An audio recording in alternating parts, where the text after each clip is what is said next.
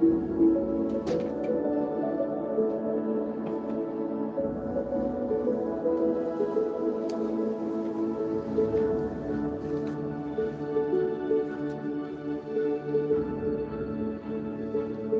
Cindy.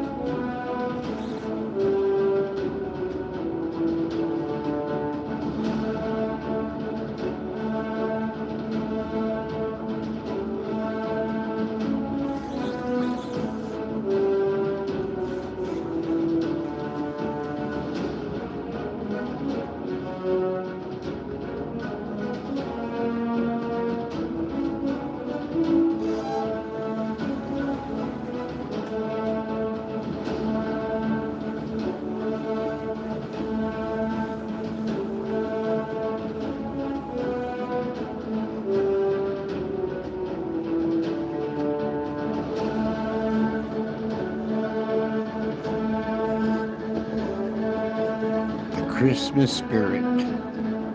Did you feel the Christmas spirit?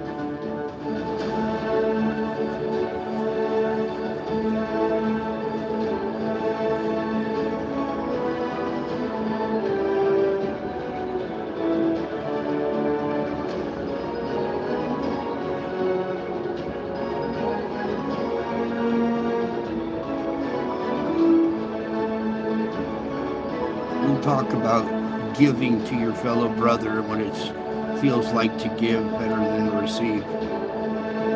Not pagan. Doing unto others as you have done unto you. We'll get you there.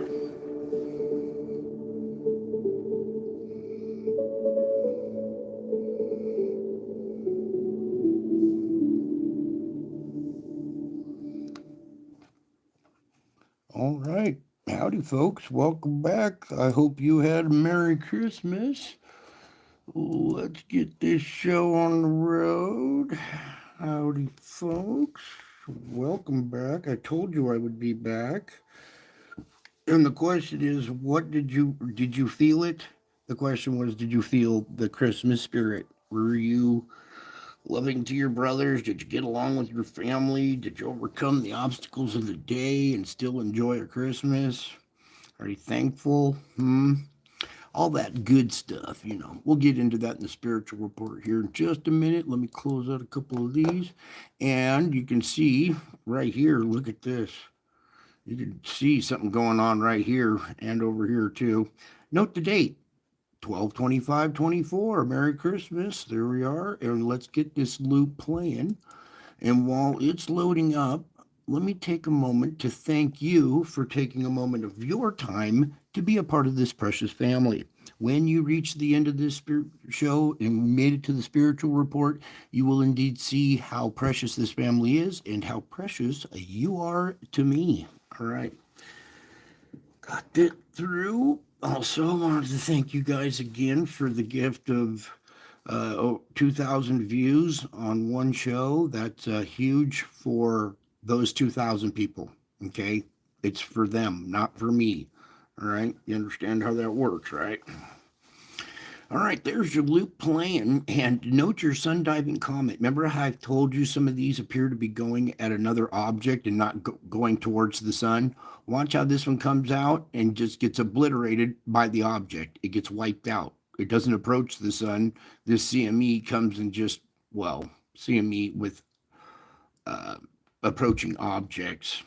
Just kind of, it almost looks like they're shooting at the thing.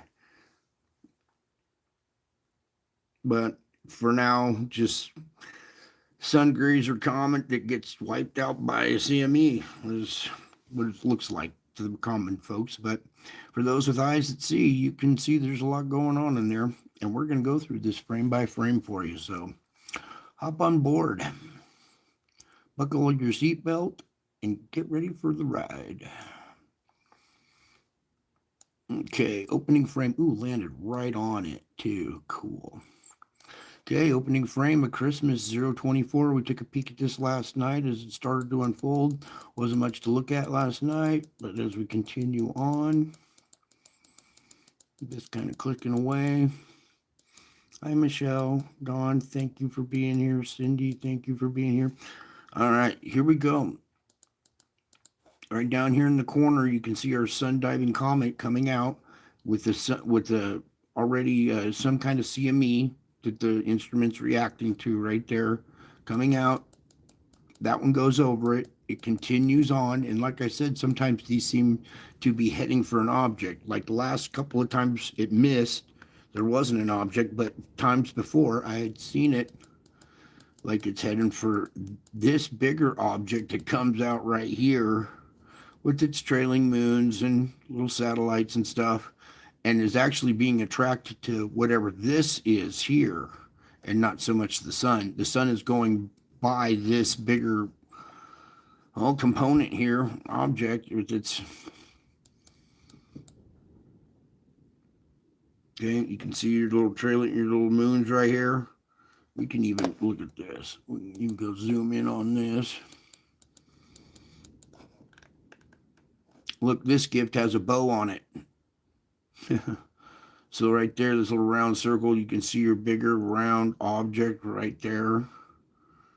Okay, and some little, I don't know what that would be, like another little moon or something trailing with this. Just looking like some kind of face right here. Ooh. Let's take a peek at this guy, shall we? Right here, there was a weird looking dude. I think we zoomed in too far.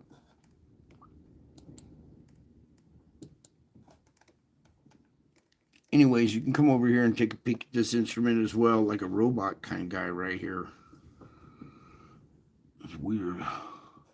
Let's go in just a tad bit tighter, see if we can see it again. All right, with an eye here, here's the top of his head, his mouth right here, his nose, or some little face or dude. Almost reminds me of the robot from what, Futurama or whatever. I've seen it, but I don't really watch that show too much. Wow, look at this. This looks like some kind of ship. Tilt your head to the right. And look at this here. Let's zoom in on that. Tilt your head to the right about 20, 45 degrees, maybe right there. This thing right here is starting to look a little different now. Let me darken this too. And take out that bar. There we go.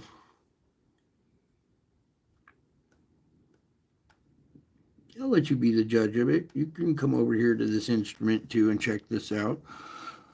I'm just pointing out some of the stuff I see. You guys can see other stuff as well. You guys are finding other stuff that I miss sometimes or purposely don't point out because I want you to see on your own without the power of suggestion or anything like that influencing it. So, but some of this stuff is kind of right there. It looks like it's part of the whole ship or something here. Crazy, crazy. All right. As it moves on out. Yeah. Gotta come over here sometime and just check out some of these frames. Is that a wolf? Oh boy.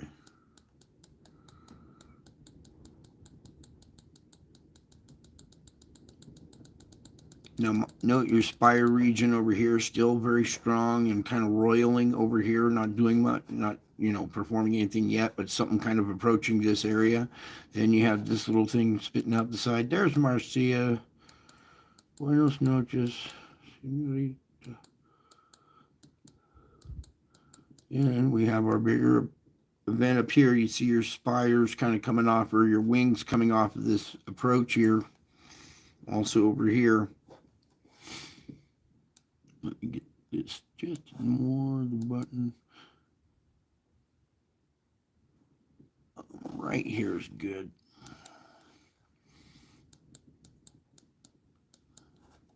Okay, can you see your spherical object with the plasma streaming over the top? Here's your spherical, whoops, let me use my pointer. Here's your spherical object, part of it going behind the occulter. This is an occulter on the camera, okay? But right there, and plasma streaming over the top, whipping away, and then you see the instrument reacting to it, okay?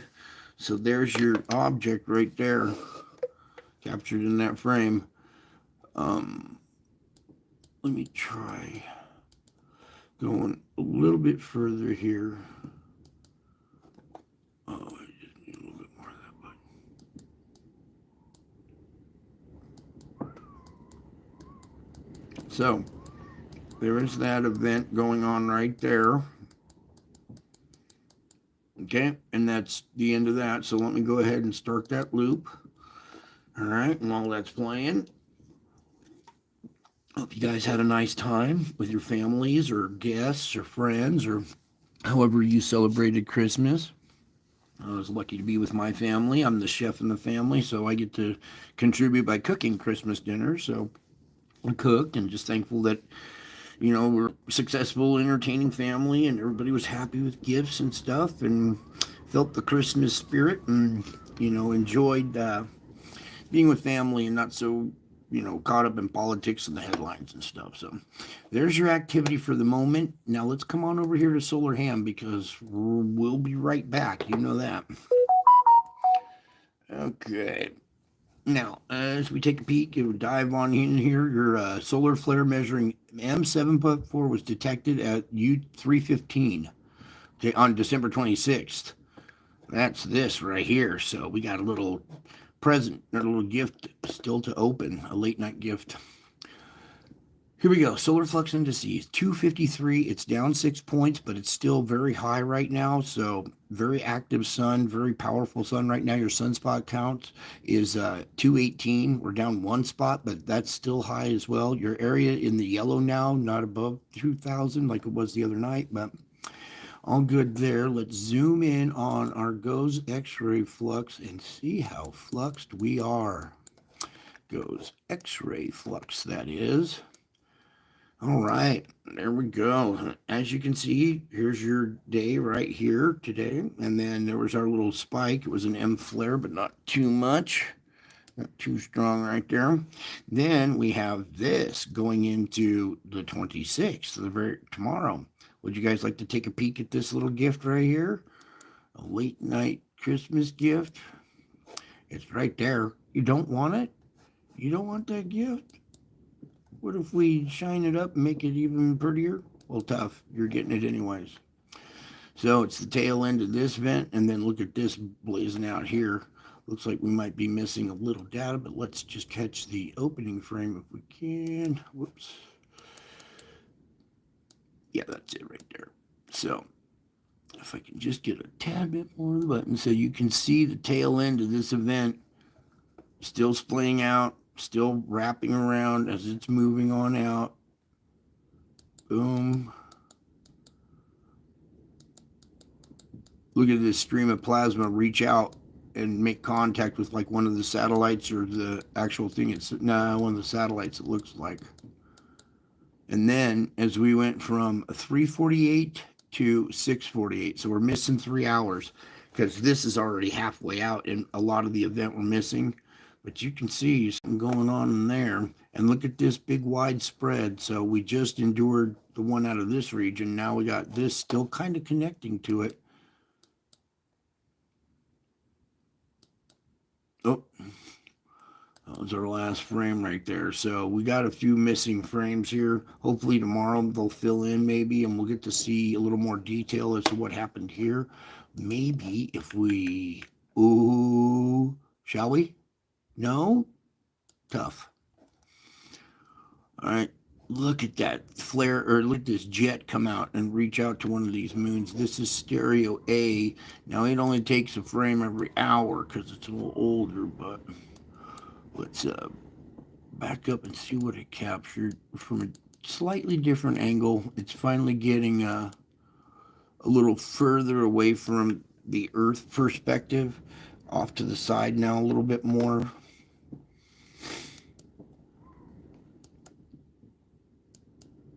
Okay, here comes that jet of plasma reaching out to probably a trailing moon or something right there.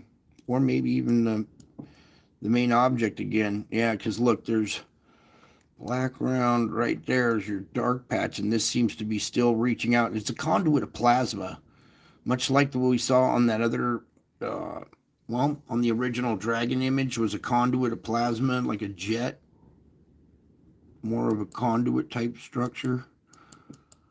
Let's go back to the other perspective here.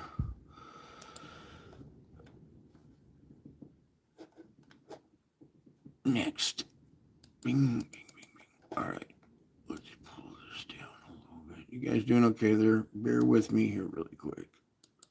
Yeah, see that jet right there? It's still reaching out. There's a black spheroid probably right there.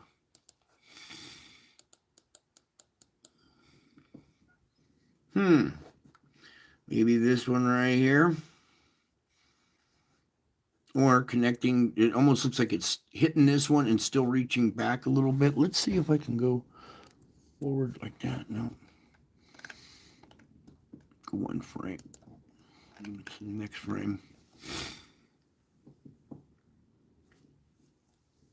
Yeah, and it's actually splitting in two. It's reaching back to something back here and getting stopped up with this one right there. Go another frame.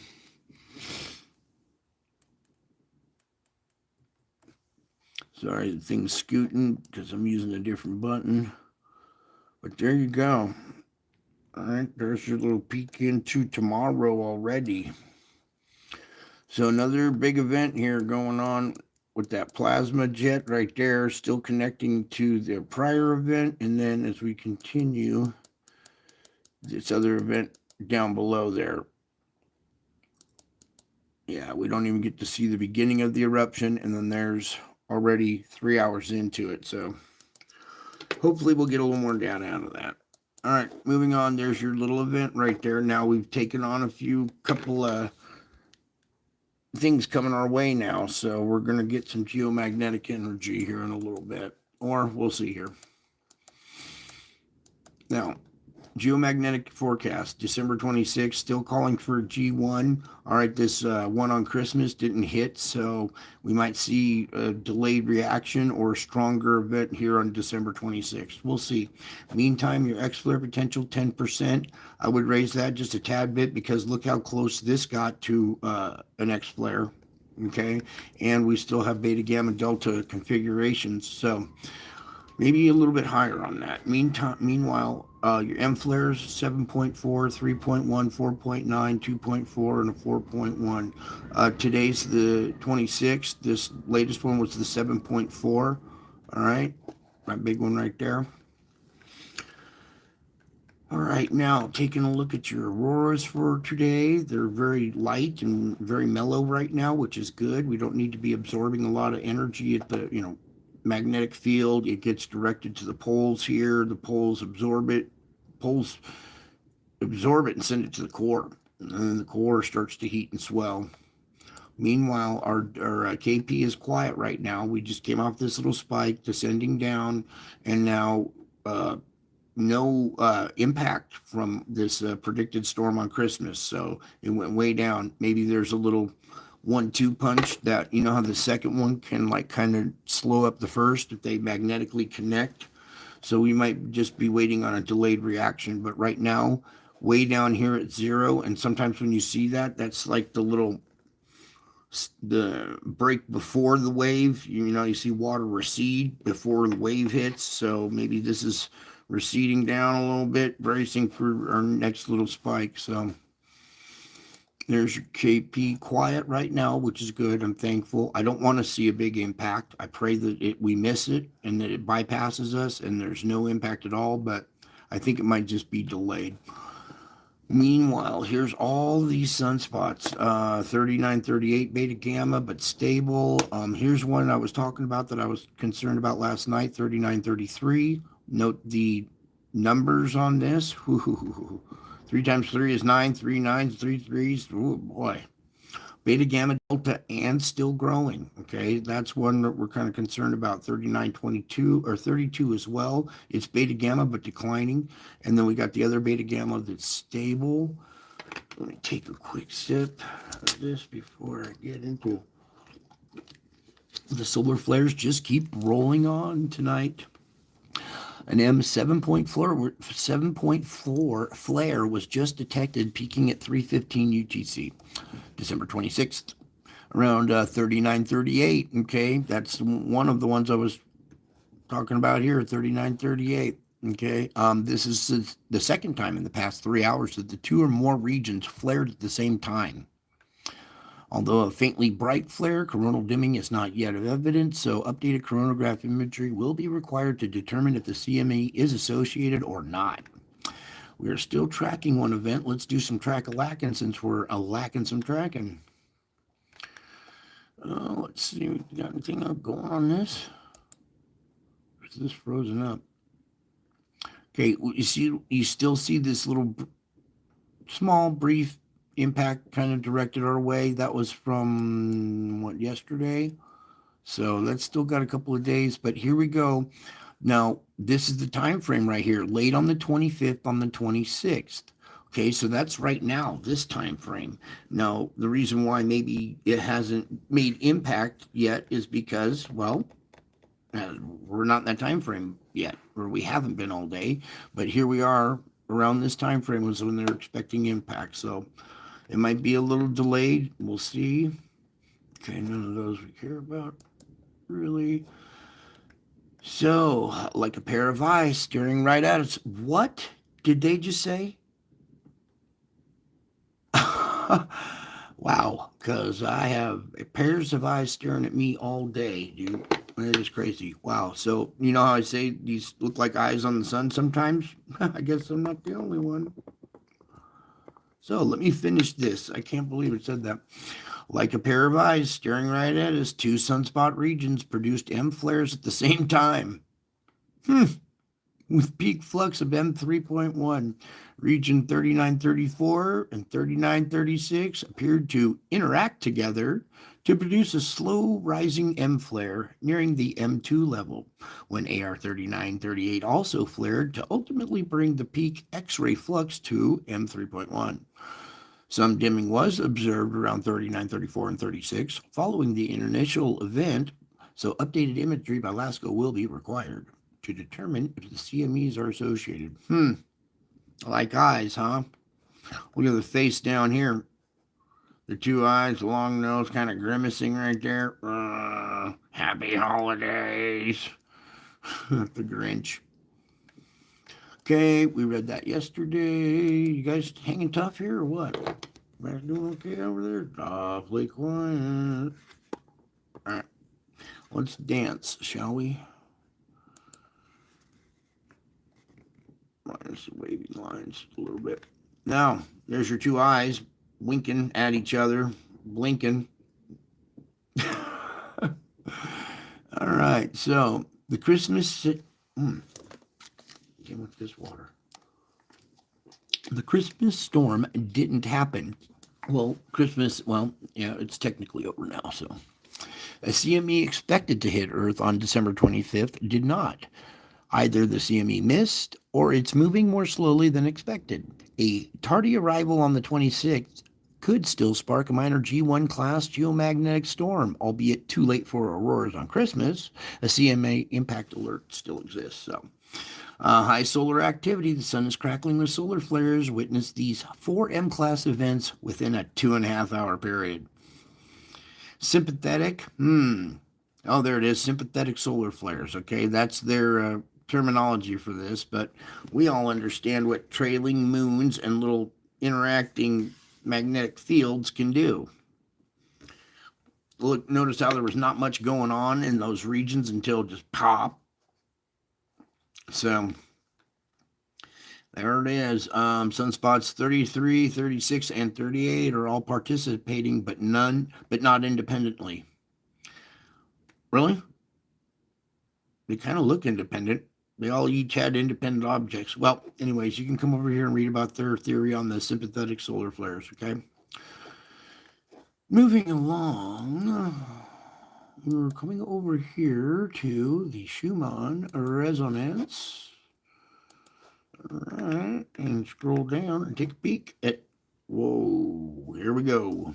All right, so we had some weakness yesterday. We had good continuity for a little while. Pressure builds. We start grinding, get a release.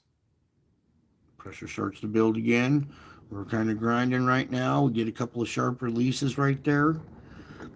And then go right back to, well, it's like a little pressure decrease with a couple of sharp decreases during it. Okay, so we just went through a round of, some grinding and some increased, frequency, or well, increased amperage power in your lower frequencies. So maybe a little people got excited and felt a little, a little energetic, or some people might have felt sore, or maybe this is a bunch of, this can cause, stress as well. So while you're doing the holidays and this is going on in the background, that can be a little factor that interrupts your plans or your celebrating. So a lot of salvage work and overcoming to enjoy the holidays, because you got this going on in the background. Also, indication of pressure down at the core level. The core and the shell are grinding, all right? And it's not a lot, not super hard. And we get these quick little pressure releases, so it stops for a second and then goes back up. So, all right, Silver Fox, you need a break from this earth. You found the right place. Sit back, relax, enjoy the show. Get yourself a drink, have some eggnog, whatever you need. Relax, take a deep breath, and let's continue. Welcome. Here we go. Now, as we take a peek at the Earth, see, we're not on the Earth anymore. We're away from it now. We're looking down from another perspective. So, how's that? You're no longer on the Earth. You're looking down at it from above. Also, what I want you to take a peek at is this subtropical convergence zone right here, okay? This should usually be down at the equator. The wind from the northern hemisphere meeting wind from the southern hemisphere, well, it's shoved north. Not because the planet has, say, tilted this direction, but we have hot patches on the ocean floor that are creating convection that are bringing these wind patterns up into this level right now, so... Also, we're going to really quick go clear up to the top with our polar vortex report now, since we are in winter now in the northern hemisphere. Not all my audience is in the northern hemisphere, but for the northern hemisphere, we are in winter. And kind of cut some of the white out of there, give you a better little picture there. All right. Before it was way down here going flat line across from Baja to Florida. Now it's making this more northerly dip down, take a turn, and head on out. So that's your polar vortex. But it hasn't been really contributing to our weather so much lately because of all the activity going on in the ocean. Now what I'm going to do, there's your polar vortex. There's a little buffer zone. It's kind of right there. You can still see traces of it. Then we go to your upper jet stream. Now, your upper jet stream is just all over the place, because here's the boundary where the lower jet is being more controlled by the influence from the thermal patches than it is from the upper jet. So you're seeing this gnarly upper jet struggle with the lower jet, too. Okay, we come down a little bit lower. All right, so there's your lower jet stream. You see this big plume coming right at the Pacific Northwest here and pushing onshore. Well, here in a little bit, we'll show you a little difference here. Now, this is at 850, all right? This is where your storm levels reside, at this height right here. So we come here, we check out your vortex activity. We got rotation still here off the coast. Another rotation up here that's guiding stuff up to the coast and then whipping it up north, all right? We also have this bigger rotation down here that is taking this flow that's hitting the coast and tearing it in half going up that way and half rotating back down around. Okay, let me take you in just a tad bit deeper there. Okay, so you see your weather patterns, right, are like that. That's a little bit different. It's partially like your lower jet stream, but this continues across the country. Well, let's go back. Where do we go here? So this level, yeah, at 850, this is your vortex, was where the weather's kind of following. And it's similar to the jet stream, but you see how it takes this branch and goes up and turns around here. So it's not going straight across the country so much. Okay, a lot of activity out here. We got vortex activity up there. Some storms going on here. All right, now what we're going to do is our particulates, which is the sandstorms. Take off the wind for a moment. All right. So let's back on out.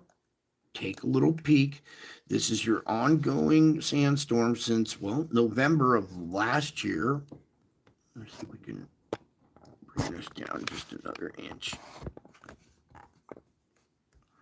That's a little bit better. Okay. And you can see the density plume right here. And then it's being dispersed out by the wind patterns all over the coast here, coming across there. This was going up by, well, up by the Canary Islands off of Spain here, North Africa. Coming around, it's still covering a lot of Saudi Arabia and Oman and Yemen.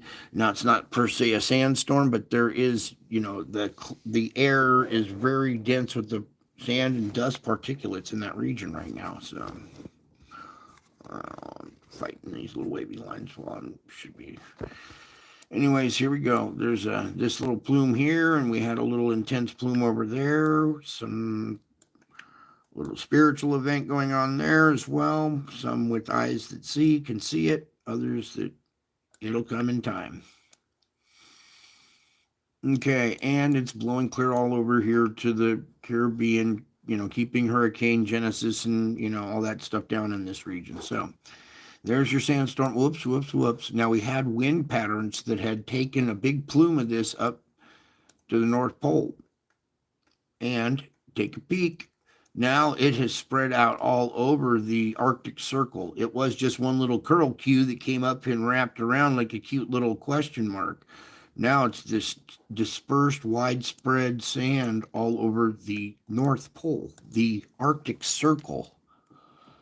Okay, wrap your head around that. You won't see that on the evening news, okay? I don't think many other people report on that either. But these are particulates, all right? A lot of water adheres to particulates, so you're going to see increased precipitation too because of all these particulates. Water will adhere to it. We have more moisture content in the air already, and then we have added particulates, makes it fuel on the fire. You can see that Australia having their own independent sandstorm as well, okay? Sand, a lot of it being silica, can hold an electric charge, and sometimes when it gets static or electrostatic charge, it becomes not lighter than air, but lighter than normal. And with our increase in wind speeds around the Earth, it has kicks up sand a lot easier. Okay. Okay, coming on over to our country divided. We're doing SO2. This is sulfur dioxide, not carbon dioxide, okay? Very important that you understand the difference between those two compounds. This is more like vaporized magma. The magma down below is pushing on the underside of the crust, looking for any pathway to get through, all right? Most of the crust is very porous, but very thin pathways, very narrow pathways, okay? And only the gas can escape. So you see one side of the country bleeding out here because we have very porous, spongy type crust that, you know, the gas just bleeds right out through any kind of opening or whatever, just the ground. Over here, this is more mountainous, rugged, granite. So any of your perforation sites are more volcanic in nature. So there's your country divided. Eyes of the ram's horn. Wow, cool.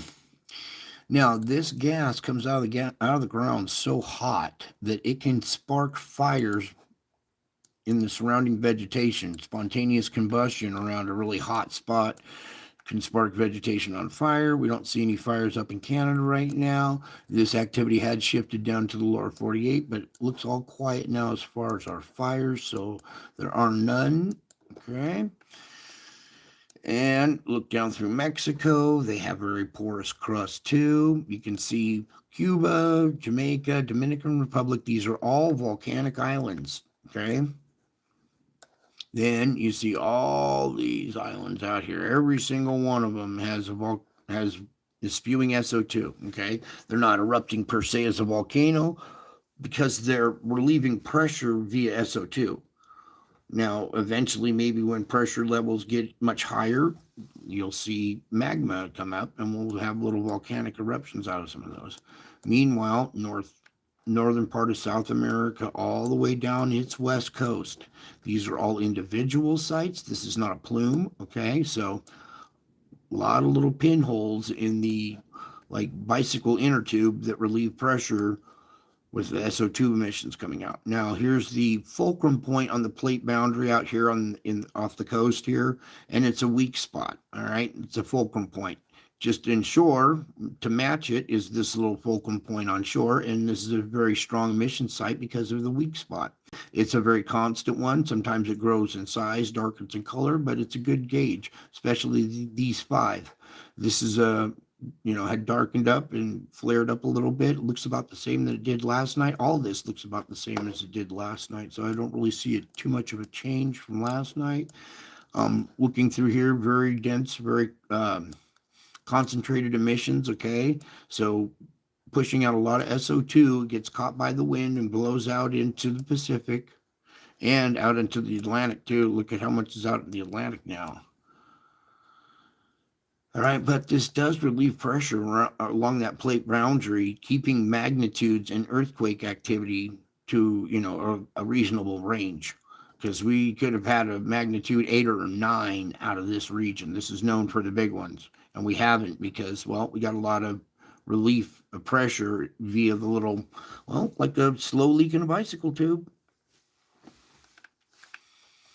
Okay, here we go. Let's come on over to the hub of the Pacific Rim. Being much like a bicycle rim, it has a hub. And pressure comes out the pathway of least resistance, and you got this little spot right in the middle. Well, of course, pressure going to be coming out of there. So there's Oahu emitting a bunch of SO2 right now. We have Hawaii, that's a volcano that's erupting. It's new on the list. So we have volcanic activity and SO2 activity out of that region because, well, we've had a little uptick in pressure from down below. Oh, that's a little bit better. Okay, coming on over to this region now. Let's adjust for their time zone really quick. Ding, 8 hours back. And you can see the ruse on the face of the planet, China here. Very porous crust, very spongy type crust.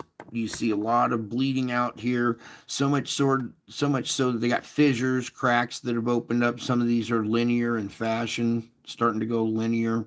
So you're seeing, if not cracks at the surface that are, then it's just below the surface, and you see all these paths of least resistance here, and very, very intense emissions coming out of this region for a long time now. The Gobi Desert and Lake region was all an ocean or a sea at one time, so the weight of that water compacted the soil so densely that a lot of gas doesn't escape out of those. Meanwhile, you got India following suit. They have some strong emission sites, and weather patterns blow this up against the Himalayas, but it can't cross over, so it just keeps rotating around here and concentrating, much like a fart in a car. It is smells like rotten eggs. So now you see here we have a lot of these sites opening up in the Middle East now. Okay, now not only is the Middle East seeing SO2 emissions, but they're also having methane emission sites where a sinkhole opens up and methane comes out. Now, methane, being a flammable gas itself, coming out at 3,000 degrees is already at temperature. All it needs is oxygen and it will ignite. It doesn't need a spark or anything. It's already way above burning temperature. So all it needs is oxygen. Once it breaks the surface of the dirt, it comes out as a flame. So you're seeing SO2 emissions as well as methane emissions that are on fire. So that region better take the hint. Get a clue.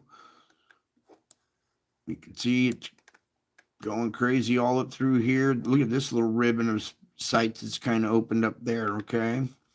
And we're having SO2 emissions clear up here in northern Siberia, okay? Plumes blowing out over the Arctic Circle.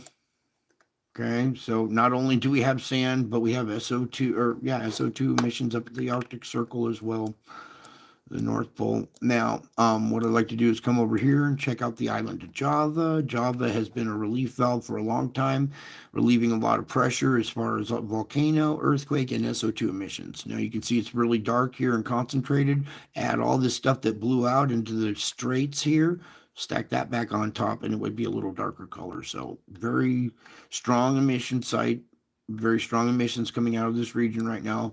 Also, right off of China here is the island of Taiwan.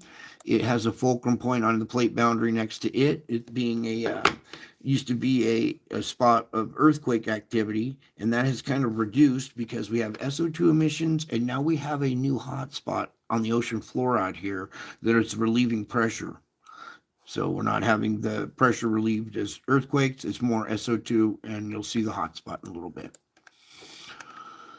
Okay, touching base down through this island chain right through here. Sorry, I'm moving all over tonight. This island chain right through here is all volcanic islands. Okay, we've seen volcanic activity going on through there. Meanwhile, we have this island right here with two big, strong SO2 emission sites right there, right at the beginning of the plate boundary. So pressure from down below comes up to the surface right in this region and then starts running along the plate boundary, lighting off volcanoes and stuff like that. This little island has a tendency to relieve pressure in that region.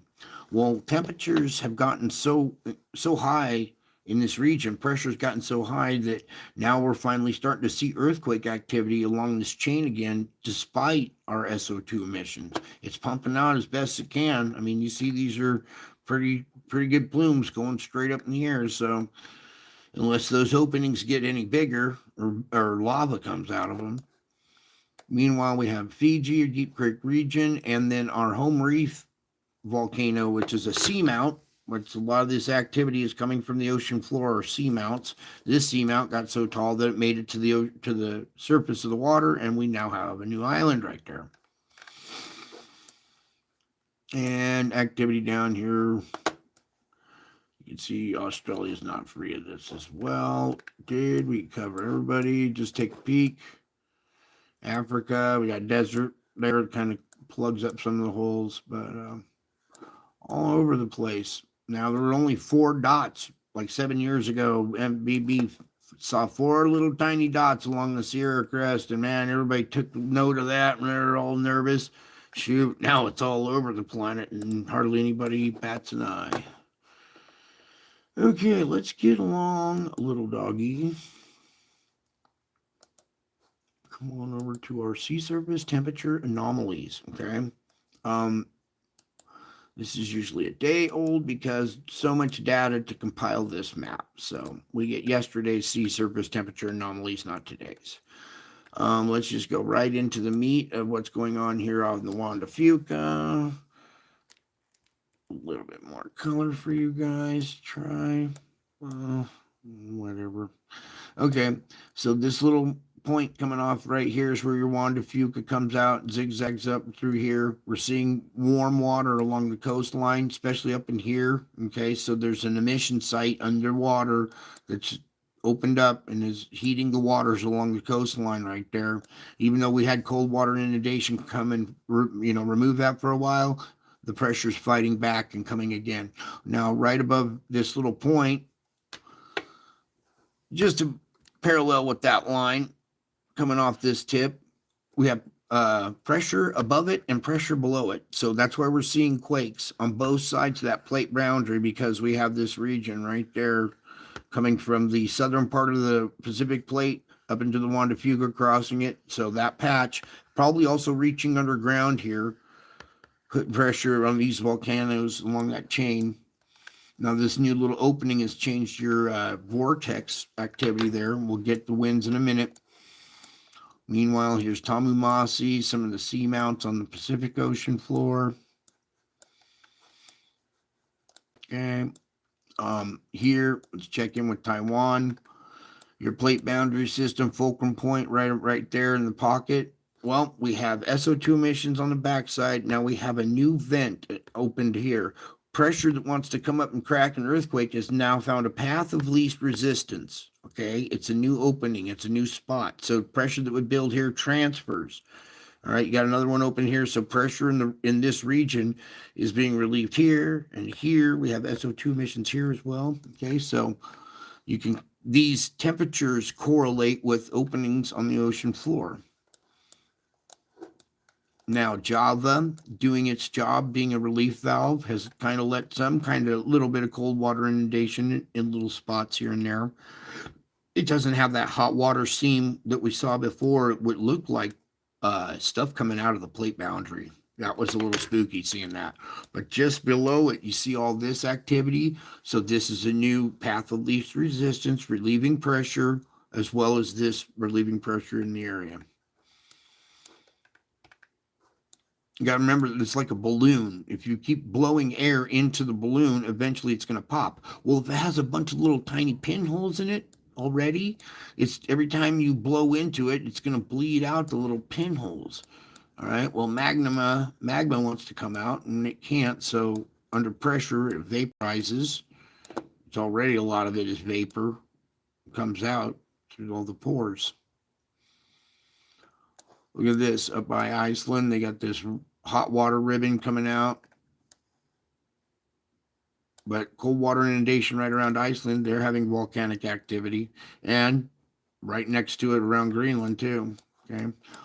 All these volcanoes that are on land, well, this is land too. It's the surface of the planet. It just has water over it. So the same volcanic activity on land you're seeing on the ocean floor. Now, over here really quick, these two little sites that have opened up have really thrown the La Nina. You see this long La Nina sword type structure with the little curls coming off of it? Those curl structures have been broken down and disrupted because of these heat plumes on the ocean floor. Okay, this heat comes up more in a column structure because down there it's so cold and heat rises. It stays more in a column, rises up, through the water columns in a tube type structure, cylinder type structure, until it hits the surface tension of the water. Then once it hits the surface tension, then it blossoms like a flower or like a mushroom head or whatever. And these are the blossoms of little vents on the ocean floor. Now they've disrupted that subtropical convergence. And now what I'm trying to show you is, let me get into the wind here. Let me put the wind patterns on. Over the hot water, warm air, hot air, accumulates. Over the cold water, cool air. So these patterns correlate to the air temperatures, and hot air rises, cold air rushes in to replace it. And you're seeing your weather patterns being controlled by the hot-cold vortexes on the ocean floor. Okay. This pattern here is so strong that it is affecting the lower jet stream. The lower jet stream is not being affected. It's fighting with the upper jet stream because this effect is taking over the lower jet too.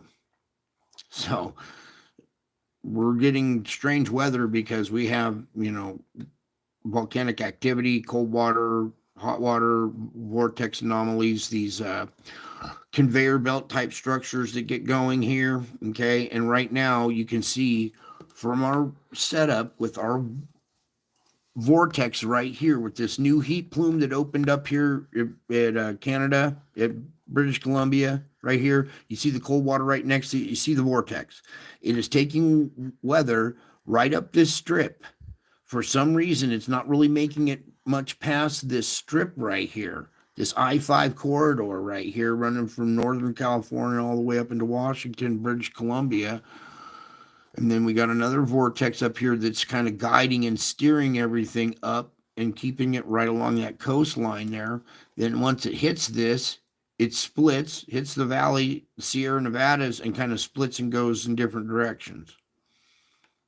There's been like this dome over this area for a while. There's a big old dome over here for a reason. Now, there's that side. Here's your Atlantic. And I'll let them kind of sit there for a second, so let your eyes adjust to why things are rotating due to your cold water, hot water right next to each other. Okay. Another thing really point out real quick, this hot patch right here is kind of kept weather patterns coming through the Caribbean and then up through the middle of the country. This is warm, moist air. A lot of water is being evaporated right here, put into water vapor form, mist, steam, cloud, and then you have cold air that's coming over the top of this and hitting into this, causing severe weather. But this flow, this moist, warm air, keeps coming up through the middle of the country. All because of little spots opening and closing.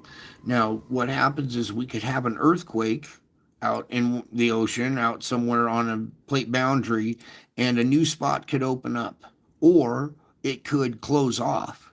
See, down in the strata, the stuff shifts around. Sometimes it shifts to open a pathway, sometimes it shifts and blocks off pathways. So an earthquake can either open one or close one and change your vortex structure, changing your weather. We are at a time when an earthquake can affect the weather patterns. Yes? No? Do you understand the flow? Here's a textbook example. This little hot patch that is grown right here on the coast of British Columbia right there, and your new vortex rotating right there, controlling all this weather, right, keeping it right in that one little zone. I mean, some is spilling over, but very, very intense right here along this coastline. So you're going to see for the next week or so, this in our weather report, very devastating effects along this area because of this vortex setup. Okay, what I'm going to do now is we're going to take the winds off. You guys doing okay out there? Got a little quiet in the chat room. You guys exchanging gifts? All right, good. Let's continue. All right, now we got that done. I could show you some other chemicals really quick, should I, Lord? Let's take you over here. Particulates again. This is SO4. Okay, it's another sulfide, sulfate, sulfur compound, except it has 2 more oxygen atoms per molecule. Okay, you guys grasp that? 2 more. Instead of SO2, it's got 4 oxygen. So SO4, instead of sulfur dioxide, I like to call this sulfur quad oxide, just as a layman's term. Okay, kind of grasp the concept a little easier there. So this sulfate comes out of the ground. It's also man-made, but that's not what we're concerned about here. This particulate, instead of the water adhering to it, it actually makes a new chemical bond with the SO4.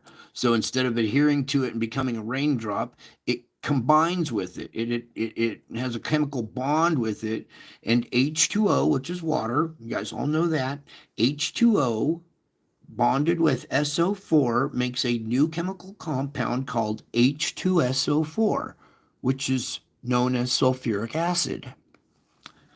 And what you're looking at is sulfuric acid in your storms, caught up in all the weather, all the way around the world. And what are storms made up of? Clouds, right? What are clouds? Water vapor. So water vapor and this SO4 combined together, and you're getting acid rain storms, snowstorms. Any kind of storm has a pH balance to it. Okay? So be careful collecting water. You might want to test your pH and understand that you're getting SO4 and SO2 emissions. This one bonds with your water, turns into sulfuric acid. Enough of that charming news. It's okay. Part of the plan. Take a deep breath. We want to go back over to the oceans and leave it on that for our earthquake report. Sea surface temperature anomaly right there. Okay, now close up this and open up our earthquake report. Cool, you guys are hanging tough. We're kind of blazing through this so we can get to the spiritual report, and hopefully you guys are picking up what I'm laying down along the way. Now, moving on to our US GS. Maybe? Okay. How about the satellite for your viewing pleasure? And widescreen.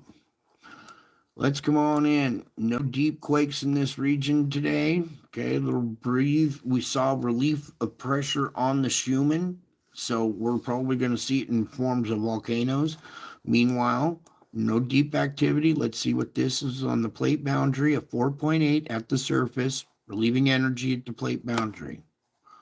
Okay, we had a little pressure come up from below yesterday, so now you're seeing surface activity a day later here. Nothing through this region. Okay, we have volcanoes all through this region. I'll show you the volcano map. And then this island also spewing SO2, relieving pressure in that region. So keeping quake magnitude and quake activity down. We did see Vanuatu fire up, but it's quiet today.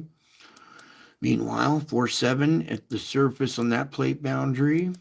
4.3, that's down at 167. When they're deep like this, it's on the volcanic feature. Okay, we come into this plate boundary. You can see all these seamounts that busted up to the surface or islands, and running in that chain of seamounts, boom, look at this little guy right here trying to form. See the foot of it three-dimensionally kind of spreading out on the ocean floor? Well, that's on the flank of it. That's an earthquake on the flank of a volcano.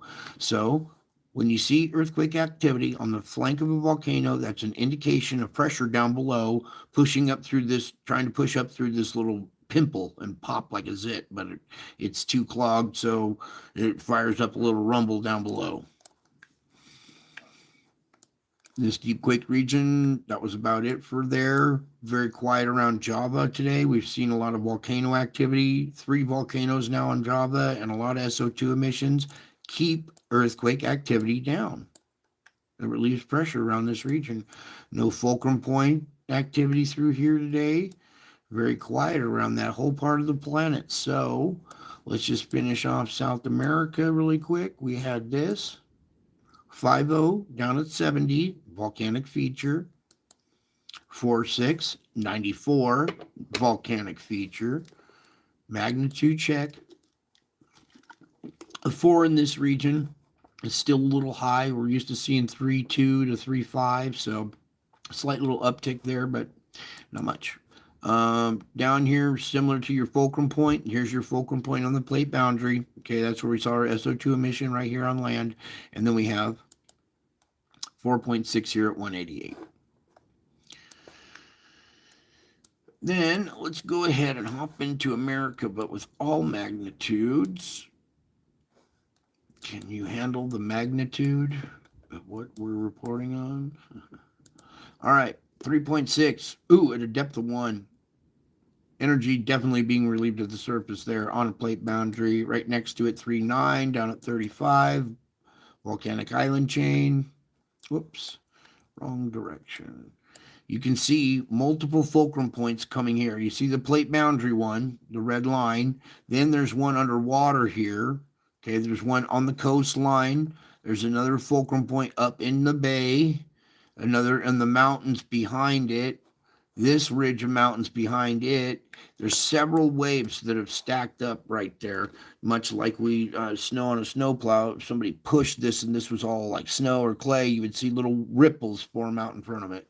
Those are almost pressure waves over time that lifted up those mountain ranges from pressure pushing up that way.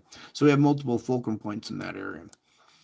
Coming into the Juan de Fuca. Now, we haven't had a little quake in here in a little while. I showed you right here, this region lighting up. This is what's causing your vortex, is the heat in this region. And voila, 4.9 at the surface, set off a little tsunami alert. Just check really quick, because if it says 5, You know, I told you about that 4.9 list, why it's so long, and why sometimes we call them a 5 and sometimes we don't. Well, this was a 5 probably. At the surface, relieving pressure right in that region. So we're going to come back over, take off the tsunami thing. We don't need that. We come back over to the temperature map. Okay, yesterday, this is yesterday's temperatures, mind you. So we had a pressure buildup yesterday in that region. We just had a quake right there, a decent 5, okay? And those are the magnitudes I like to see, is right around 5 to mid-range 5. It releases the, maximum amount of energy without doing damage. Okay, you getting into the 6 range, you're starting to do damage, and we're starting to see destruction of property and stuff like that. Where this magnitude, especially out here, that's relieving pressure. So possibly tomorrow, on tomorrow's map, we might see a reduction of temperature in this area. But yesterday we had this, and that's your quake right there. Coming on down through the Juan de Fuca to your fulcrum point here, 3-way fulcrum point, okay? We saw pressure on both sides, even on this plate, okay? So we got quakes right on the boundary this time. 2.4 at 3.3. 3's and 2's and 4's. 2.7 at 18. 2.5 on this plate, 2.0, okay? Little energy being relieved there today. Not much, but it's some. Lately, these two sites, the one here in Yerington and this weak spot here at the fulcrum point, have been playing tennis back and forth. One will fire up when the other quiets down, and then this one will quiet down, and this one will fire up. Well, right now, they're both kind of quiet. Again, at this spot, we did see activity today. Let's get into our bigger ones around 2.1, 1.5. Okay, you can see these volcanic features that these quakes are striking on. These little lava domes and little peaks, lava peaks right here. So there's magma down under there pushing up to the surface, trying to find its way out, and it's rumbling underneath there, causing quakes in this region. Volcanic feature right there. Okay, a little check out here. 2.0 on Mina. All right. We're having quite the windstorm right now. All right, we are at Mammoth, Tom's Place, a little south of Mammoth. 2.3 here. 2.2. All right, let's see this feature. Well, right around this mountain, there's a good peak right there. You see the shadow on the backside. There's the peak right there. There's the shadow. And this is a mountain ridge. Look at this. That almost looks like a caldera type structure right there. Well, in there. Boom. And on the flank too. Yeah, those are shallow. There's something going on right there underneath Tom's Place, underneath that spot right there. Even neighboring peak right here. Okay, a little spot to watch out there.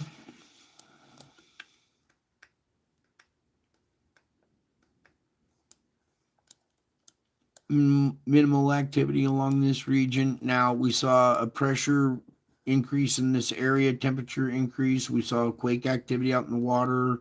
Let's just take a peek. 2.4. I want to see what their temperature looked like, if there was a reduction. All right, we had this flare up here that had turned yellow and was kind of getting bigger. It's reduced now. It's kind of more reddish than yellow anymore. And that finger feature that had reached way into the bay and reaching the shoreline has now retreated.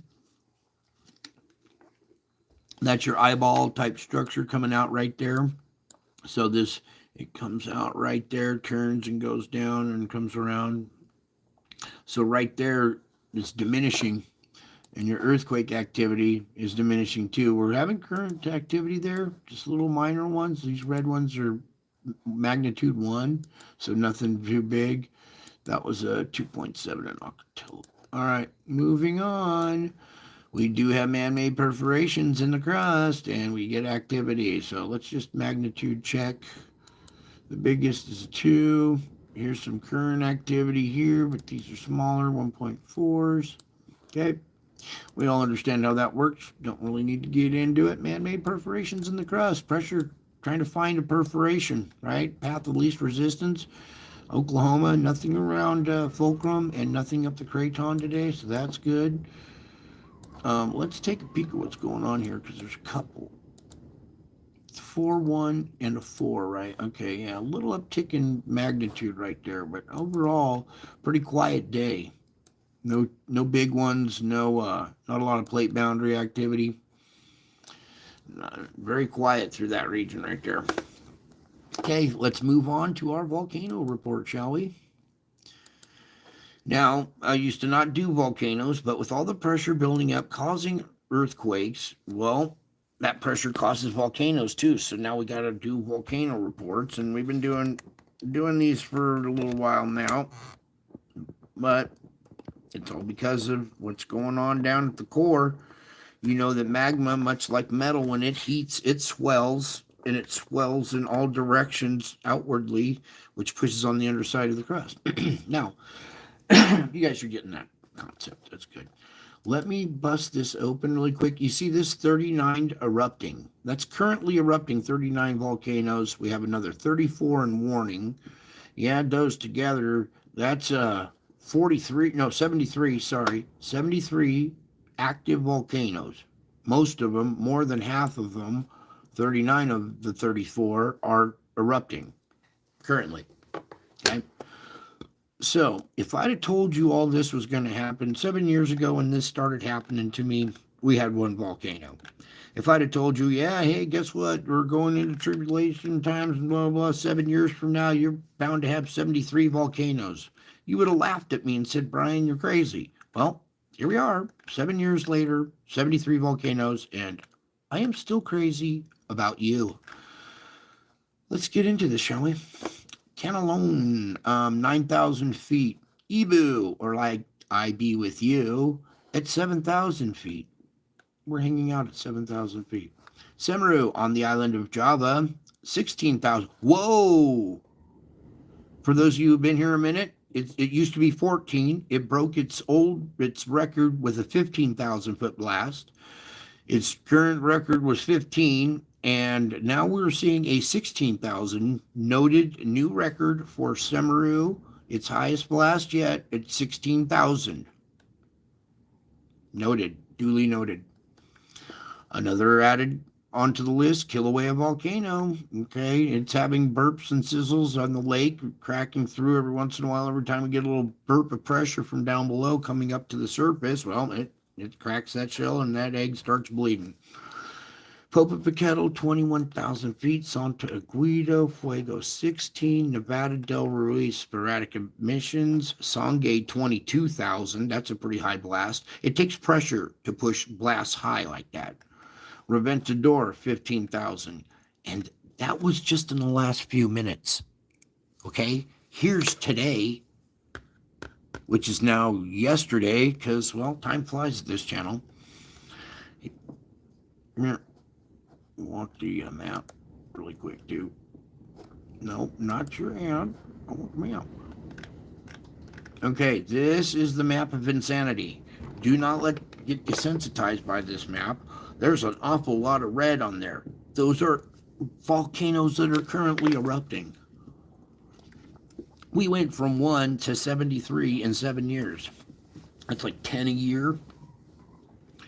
All right, really quick, up here in the Kamchatka, let me just list these off really quick because all of these are currently erupting. Shivaluz, Kluchevskoy, Bizimani, Karaminsky, Alade, Ebiko, all of those are currently erupting. Down in this little spot right here, we have Yasur, Aoba, Tinakula. These ones here are Bangana, Ulawan. All right, so all this region are active volcanoes relieving pressure on that plate boundary, keeping earthquake activity and magnitudes down in that region. But we're still seeing volcano. A lot of activity here on the island of Java and going up Sumatra. Also Africa coming to life. Both Stromboli and Etna currently erupting. We have currently erupting on Iceland. These ones out here on the Alaskan chain coming to life. Meanwhile, we got Kilauea, now red on there, okay? Home Reef, a new volcano added in red. Okay, we got Michael down here in the Sandwich Islands in red currently. And don't forget, on the continent of Antarctica, the continent has its own currently erupting volcano. Okay, so even the continent of Antarctica. Back to the basic news. All right, so Cantaloupe again, unknown on this latest one. What happened to the report on that? Let's go back here.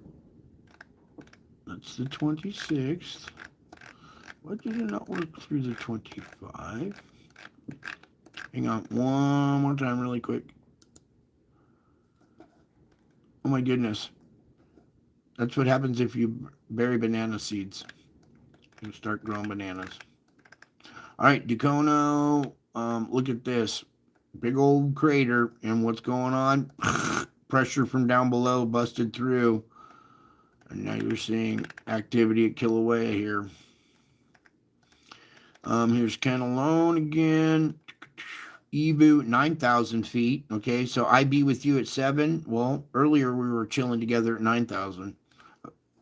We were a little higher. Semaru, nope, nothing in that one. Ducono, 9,000 feet in Ducono. Kilauea still going off. We saw Popocatépetl, 20,000 feet. There's some pressure being relieved there. Santa Guido, 14. Fuego.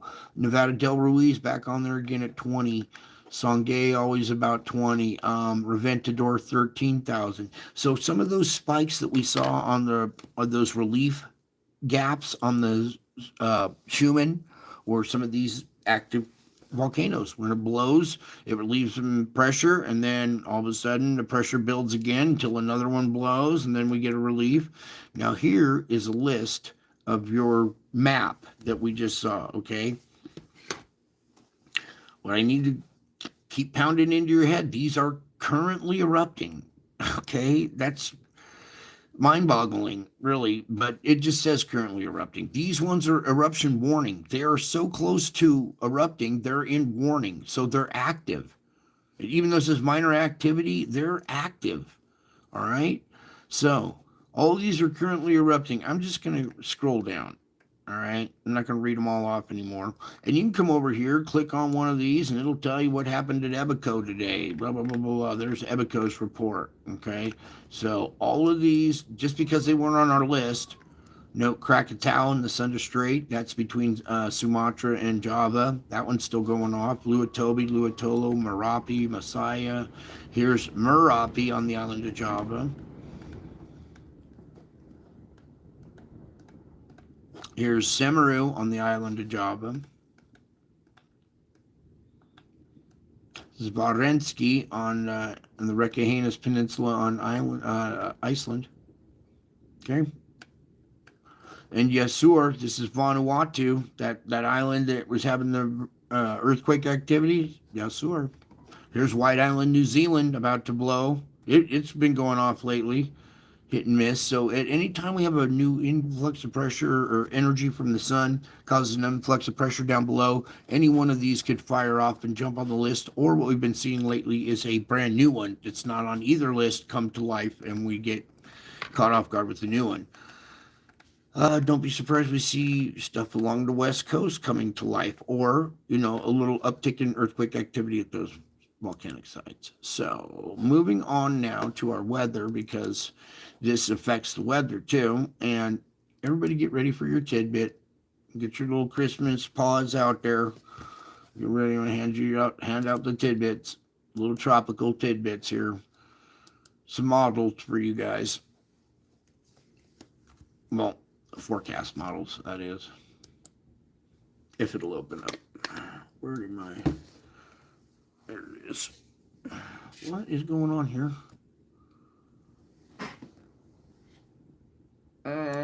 Let's give this a second here.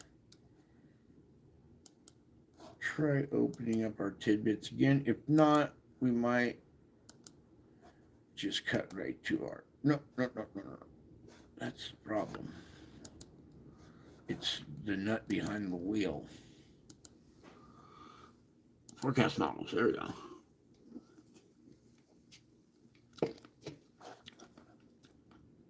No, wouldn't help it. Hasn't completed its search. For some reason, it's not opening right now. Maybe because weather patterns are, so volatile and changing that their models can't even keep up with it. So while we're kind of waiting for a second here, what I'm talking about is you're currently offline. I bet the wind, this latest wind gust just knocked out the internet in the neighborhood. Oh, I'm still live though. And we can still see that. All right, so it looks like our tidbits or weather reports out of the scheme for the moment. And just to see if I bet you we did lose signal. Let's see if we can get a YouTube. All right, well, maybe not. Maybe just their little site is down for now. And we will come over here, do our reading real quick. You guys can get along with your Christmas, your after Christmas hangover. Where are we going, Lord, with this? Oh yeah, we're gonna open up this one. Really quick. There's Christmas gift. Let's give it one more time, really quick, while I regain composure here. Here, you guys enjoy this gift. Every time, it's still a gift. But I really don't feel Too like close up on that stuff right now. We're going theater. Actually, I want to go back There we go. and revisit an event that happened earlier this year, 2020, around Easter, when I captured what appears to be Jesus in the clouds here. So I need you to tilt your head to the right about 45 degrees, and here's an eye, his other eye, his nose, his mouth, his chin and beard, his hair flowing back like this. And you can make out a crown up here above his head. Get them wavy lines out of there. That crown is hovering over his head. There seems to be almost a little halo around his head, too. All right, that's better. And once you see that image, we can zoom in just a little bit tighter. There you go. Okay, and this event happened over a course of about an hour, and I got a lot of pictures of it. See, if we go up above here, you can see all these pictures up way over here going across, or all of this event, and I'm going to show you more of what happened here. Okay, here I've taken about 7 or 8 of those pictures and put them together in a flip book, and you can see the different images, and that this event, you know, is taking place here because there's more that happens here. Okay, so starting here, we're going to go forward a little bit here through a lot of these images, all the way to right about here, where you can see that this face has changed now. Now we're seeing a more round, like lion type face with the nose right here. There's an eye coming out here, an eye going that way. Here's its mouth slit, the chin going down here. So this round face right here with a crown still above it. Now I'm going to go through and show you the flip book where it changes from Jesus to this lion face. Okay, now we're here at this image right here. This is a flip book of about maybe 15 or 20 of those pictures, and it's the transition between Jesus's face and the lion face. Now this happened in the clouds, and it was so big and in your face you couldn't see it. It wasn't until I took these images and zoomed out and compressed them. You didn't zoom in. They're too big in your face. You have to zoom out to see these. They're in another dimension, outside your scope of vision.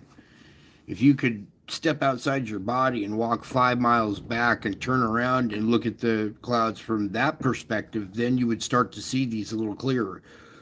But like I said, they're so big in your face that they're hard to see. Okay, this is the spiritual realm, moving water droplets in the air, forming clouds. Okay, this is not the Blue Beam Project.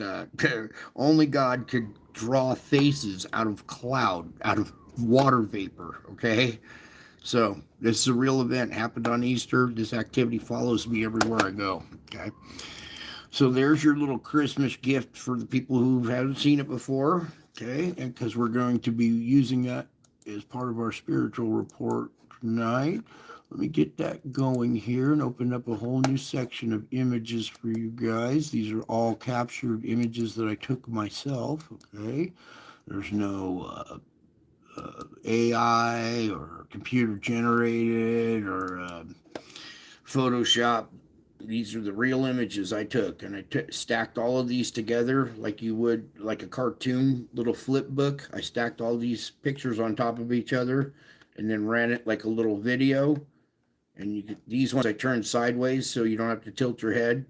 Okay, but they were 45 degrees, it was still looking over, and then it starts to turn into the lion face. Meanwhile, there was activity going on the other side of the mountain, so I'm switching back and forth from one side of the mountain, capturing this face, while this one's blossoming. So I got my camera, and I'm just switching back and forth as quick as I can, capturing these clouds as this develops. Okay, each one of these is a gift. Each is its own individual picture. Okay, even though it's the same face, it's its own individual picture. If you just had the one, it would be a miracle. So each one of these is a miracle when you look at it with the right perspective. Okay, you see this little guy forming, this little spheroid face forming on the other side. Okay, and this develops into this little guy closing one eye and covering his eye with his hand. So these events blossom and change from face to face to face, okay? And I got this activity, follows me everywhere I go. I can go to a different town and look up in their clouds, and this activity is staring right down at me. Eyes in the sky, always a set of eyes. Everywhere I look, there's a set of eyes in the clouds watching me. All right? You want to hear the story on the latest picture you have in the clouds? The latest picture, that one I posted on my channel here, we can visit that one really quick here. Let's see. This one, it didn't really come out too well.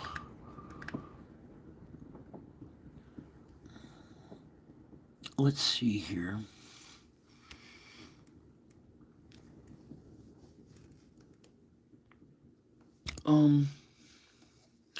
Yeah, 'cause this one's too bright. My camera's not like it. Let's see here. We can see it in this realm a little better.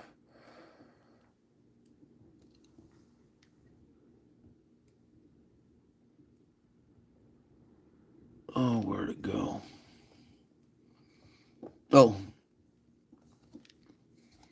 This darker eye, there's a nose right here, a mouth open right there, some horn and a horn right there.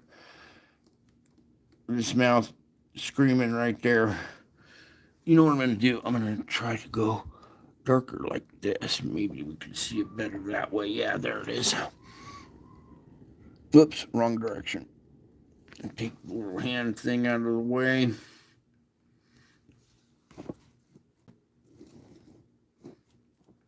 And a lot of these are hard to see at first, but then you'll see a real one has three-dimensionality to it. It's not just two circles and a simple little smiley face. There's three-dimensional aspect to it with ears, corresponding nose.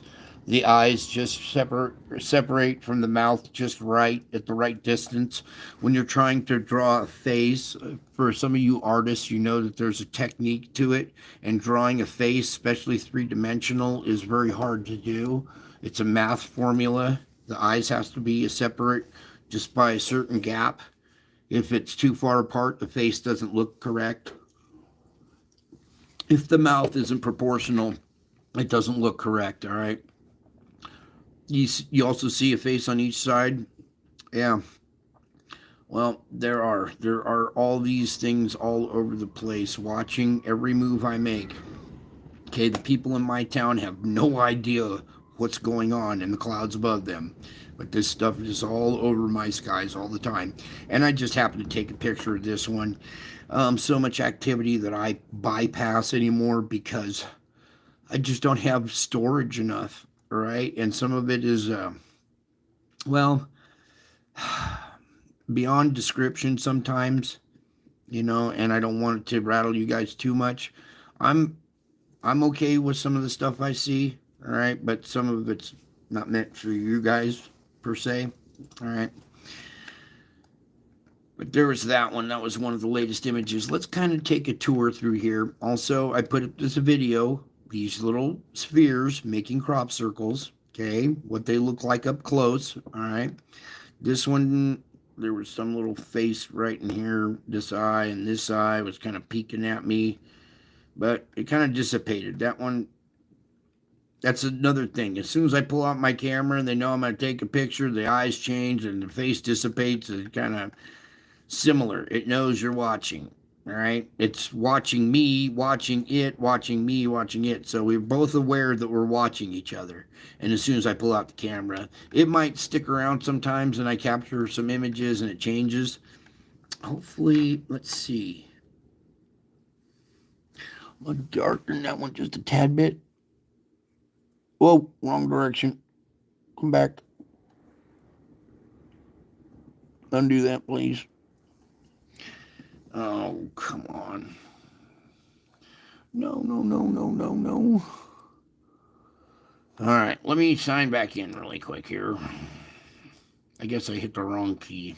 Yeah, this thing. Can we get rid of that? Bear with me for a second when we get back to these images. I think you saw what was going on with that last one. I need a little light so I can see my keyboard. Alright, should be right back to it. Alright, there we go. Now, that button. Alright.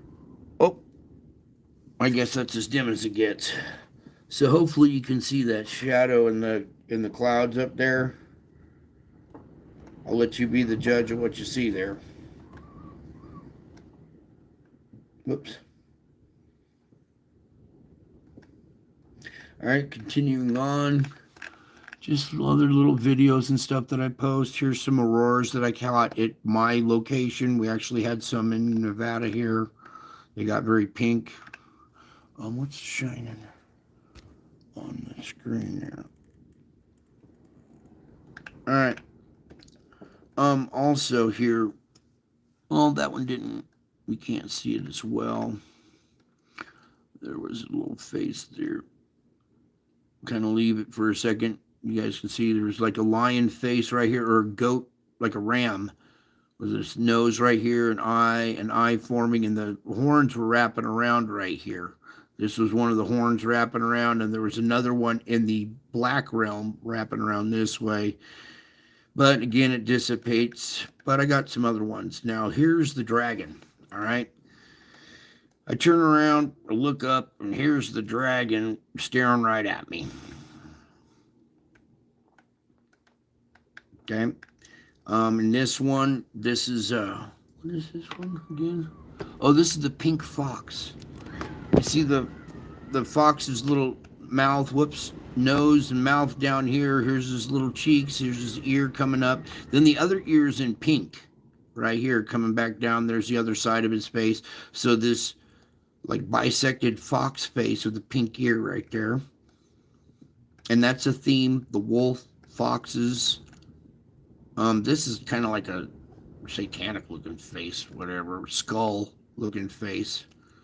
I'll leave that there for a second for people that want to look deeper into that one a little bit. Now, let's move on because we got more important ones. This is the wolf, okay? This is more of a cartoonish wolf with a big long nose, and he's smoking a cigarette and blowing smoke out. Here's his ear up here. Here's his eyes. Let me get more like that right there. Okay, so there, and this little chin coming down here. So there's this cartoonish black wolf right there, but then in another realm is another wolf with an ear coming up here, going down, coming up here. Here's an eye, the nose. So there's another wolf head right here watching. It's part of this wolf head. When you see these faces sharing an eye with each other, like the eye of this will be an eye here, and then you get another face, that kind of blending, or when you see another wolf blended into the ear of this wolf, you see what I'm saying? That blending with the clouds, drawing images in the clouds with multiple dimensional images blending together, sharing eyes with each other. It's clearly God's handiwork. This is not Project Bluebeam. It's if it were, why would they project it in a dimension that you can't see? That's so big in your face you can't see it. What's the point of having something projected if you can't see it? These are all real images. You need to change your Gmail password. They can have my Gmail password. I dare them to go into my Gmail. They'll probably be scared shitless when they see what's in my Gmail. Anyways, let's continue on. Now, this has multiple faces in it, and I'm going to just kind of explain. It's a dragon, wolf, and a cat. Okay, I just put it's a dragon wolf cat because all three faces are blended into one. Okay, let's do the cat first. Here's the eye, the ear of the cat. You see his little nose and his mouth right there. So you see the cat, right? Then, where is the wolf? Help me again, Lord. Where was it again? Oh, two eyes right here, the snout coming down, the black nose. There's a wolf right there. Hard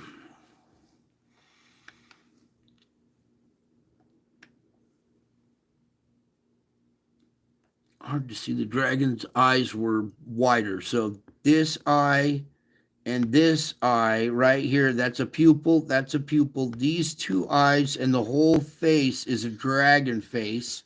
All right, so it's a big dragon face that's split up into a wolf. There's a wolf face with an ear coming up, an ear, the snout coming down, the mouth right here. So there's a wolf face right here with the ears coming up. See that one? Then there's this little pug type looking face. There's all kinds of stuff. This is the spiritual realm going off, just going off, craziness in your clouds. And if you looked up, and you know what to look for, you'll see the spiritual realm on display in your clouds. All signs of his coming. All signs. Okay? And then again, what you're looking at is a miracle. All right? Whether it's scary or not, it's still the spiritual realm on display. Any kind of display of the spiritual realm is technically a miracle.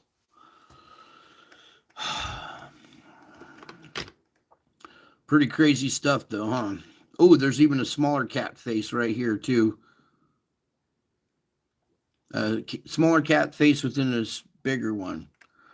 And animals seem to be a theme. There's lots of eyes floating all over the sky. Oh, look here. This eye and this eye. There's an ear coming out here. See this little face right there of a creature. See this eye and this eye.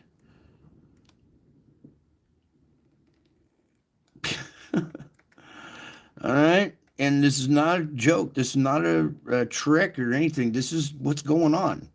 Here you can see this dog head. See this nose right here and the little puffy snout of this like bulldog or type dog here. And then it can also be a wolf. It changes too. All kinds of activity going on in that one. And this stuff pops out of the sky looking right at me, right over my head. Okay, how would you feel if you had this stuff chasing you everywhere you went? Okay, oh yeah, this one's beautiful. Big old cat face here, okay? Can really make out the eye on this side, the nose, the split, the mouth right here. The other eye over here, a little different dimension, but you can see ears coming up. Okay, multiple faces in this one too. So I'll let you look at that one for a few. Okay, so it tells you when you see these things begin to happen, look up. Oh, here's a dog face or something. An eye, the nose, one ear, the other ear, this big old dog head right here. Eye, nose, there's a black tip of the nose. Eye, the ear coming up the top of the head, the other ear. So you see that big dog head right there. So a dog head, or maybe even cat, if it has a smashed little nose like that. But a cat face with another cat face, they share an eye together. See how that happens?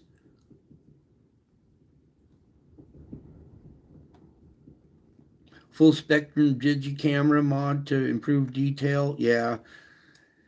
I got a new camera. I'm trying all the different tricks on it and stuff, but the real trick is to just capture it when it's happening, and before it dissipates, having the camera ready at the right time and stuff, and just being patient.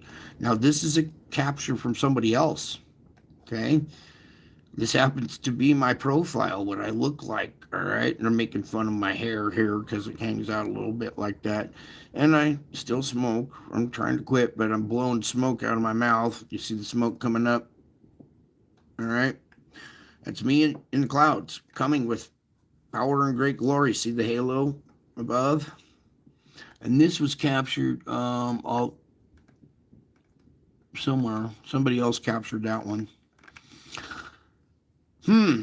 See these two hurricanes? This hurricane, typhoon, this huge storm, and the break in between them, and then this mouth blowing out smoke again. Like I told you, the spiritual realm is in control of your weather. This this was the same storm taken from the Japanese satellite. Was this a Japanese one? Yeah, I think it was the Japanese. Somebody whoever took this image said that when the scientists saw this image, it scared the shit out of them. Well, it should. I mean, it's blatantly obvious what's going on there, unless you're in denial and you're waiting for the news to tell you. Remember, heard the guy say, "Oh, I saw it with my own eyes, but I didn't believe it until I saw it on the news." Well, here's the news, showing you my face in the weather, in the clouds again. Here's a face in Florence here. See the two eyes, the bridge of the nose coming down. It's even smiling. There's a spirit in these storms, right? Okay, let me just let that one sit there for a minute while the wind's going nuts outside my house here. I'll leave it dark. Well, we are darkened up, but you can see this face right here in the middle. Eye here, sunglasses, this pointed chin, the beard, horns coming up like that, almost like a pentagram star going around it.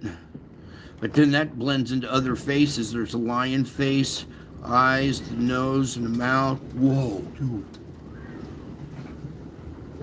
Holy moly. Alright, we got our own little hurricane moving in. So, if the computer goes blowing away, you'll know why. Alright. Lots of, alright, here again, this is that same shot. I was trying to capture it a little bit better there. This phoenix bird with this long bill. I've seen this a few times in the cloud structures there. He's a reoccurring character. This bulldog type face with an eye here, this scrunched little nose, the mouth down below. Well, here's the eye here. Eye there, right there. Uses his eyebrows, his little pug nose, grumpy little chin.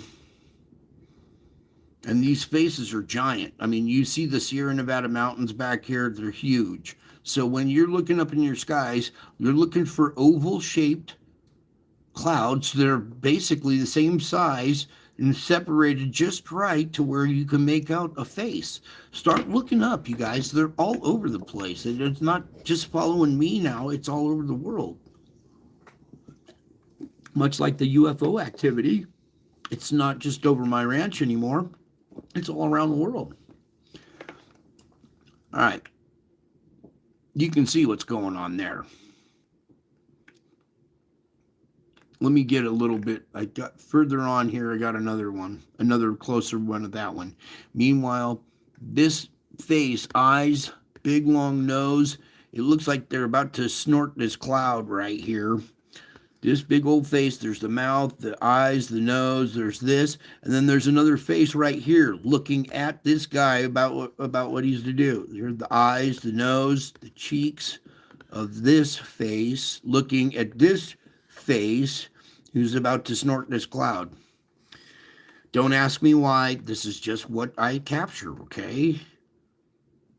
This is what's in the spiritual realm. Okay, this one's more closed up now on that one image. I'll let you be the judge. Okay. Weird how this eye corresponds to the other eye. There's a nose and mouth. It's a bisected head. You can see the shadow of the hair sticking up or whatever. Again, my face showing up in the clouds. A reoccurring theme with a lot of this, and I don't really show any of the images, but there's a lot of broken hearts, okay? A lot of them mutilated and just like spewing blood, and really nasty images of hearts, broken, torn, shredded hearts. And here's one that you can see. It's pretty severed, pretty broken there. And we get this rainbow, heart-shaped rainbow. It's a rainbow coming up from the sky, but then it has another one coming off at an angle, making a heart-shaped rainbow. And while I was taking a picture of the heart-shaped rainbow, UFO activity likes to hop in there every once in a while. I showed you a lot of my work has UFOs in the background because, well, they follow, watch, and study my every move too. And let's see. Okay, here, there's a UFO in the clouds right here. Okay, their electromagnetic spectrum, or the electromagnetic that they use as their bending light shield, their stealth tactics. Well, that causes cloud nucleation, and it causes water vapor to condense and form into a cloud. And that's the reason why you're seeing these UFO-shaped clouds, is because in some of them there is a UFO and it's propagating out its electromagnetic field, that its cloaking device, that cloaking device causes the light to bend so you see through it, or see the backside of it, or see through it. But that bending, that electromagnetic enhancement causes condensation, causes cloud nucleation. And you can kind of see there's some kind of pattern in this cloud. See this electronic work? It looks like there's some guy standing at a computer or whatever.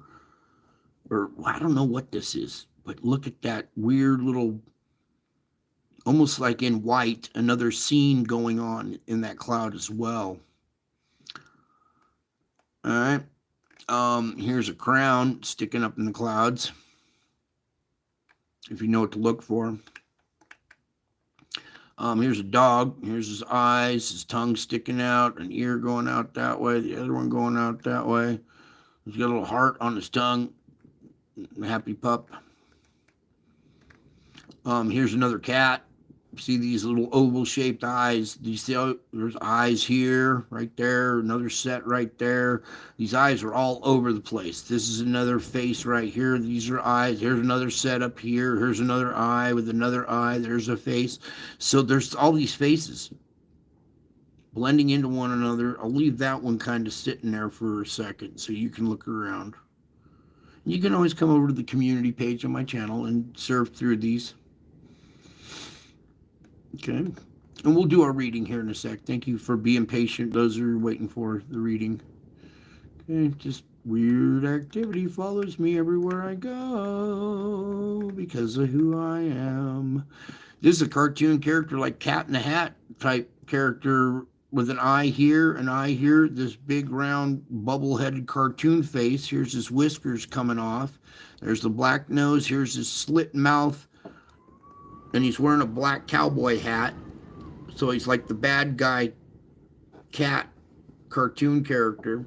Now, a lot of these are cartoonish because I think they represent a character, okay? Also, we had our spheroid activity controlling the weather. And here you can see one of these, little spheres in the middle. It propagates out a little electromagnetic field, okay, creating a dome effect around it, and this is kind of pushing weather up over them, creating tornadoes and storm fronts right on the leading edge as they move along the countryside. So I've shown you some of this spherical activity caught in the weather. That's that one. Here we had what looked like a heat plume coming out of the volcano that's down range here. The Sierra mountain range runs down here, and further down in the distance is Mammoth Mountain. And when we had an uptick in pressure one day, we had all the clouds were level at a nice kind of level thing going all the way down the Sierras. And then this heat plume caused heat to go way up there, which causes condensation. And we just had this huge, weird spire out of nowhere. The rest of the clouds didn't do this, but it did it over Mammoth right there. And I captured it because it looks like a heat plume. It's not SO2, but heat came out of that region. And, I told you it goes up like a column. So there's your column of heat rising up and then finally plateauing out. Again, another day out of that same region when we had an uptick in pressure. Guys want to see something really scary? I think the reason we wanted to raise... Yeah, that guy is not scary. We have vents on the ocean floor, okay, that are opening up, and they're driving creatures from the deep, creatures that we've never discovered yet, old creatures. It's driving creatures from the deep up higher into the water column, searching for cooler water because the water down at the ocean floor is getting hot, right? So let's see what this oil rig captured here, just really quick. It's echolocating. So this is echolocating here.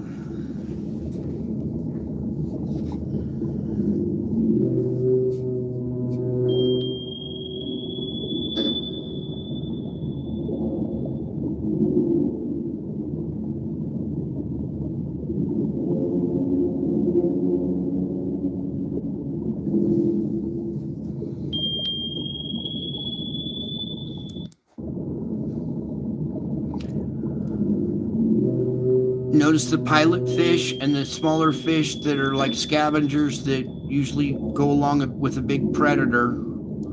Note this whale has pectoral fins or forefins. That's not a whale. That's your Mesosaurus that they're showing you in movies, getting you ready to comprehend the fact that maybe there's still some creatures down in the deep that once lived that still do. Behemoth, Leviathan, the apex predator.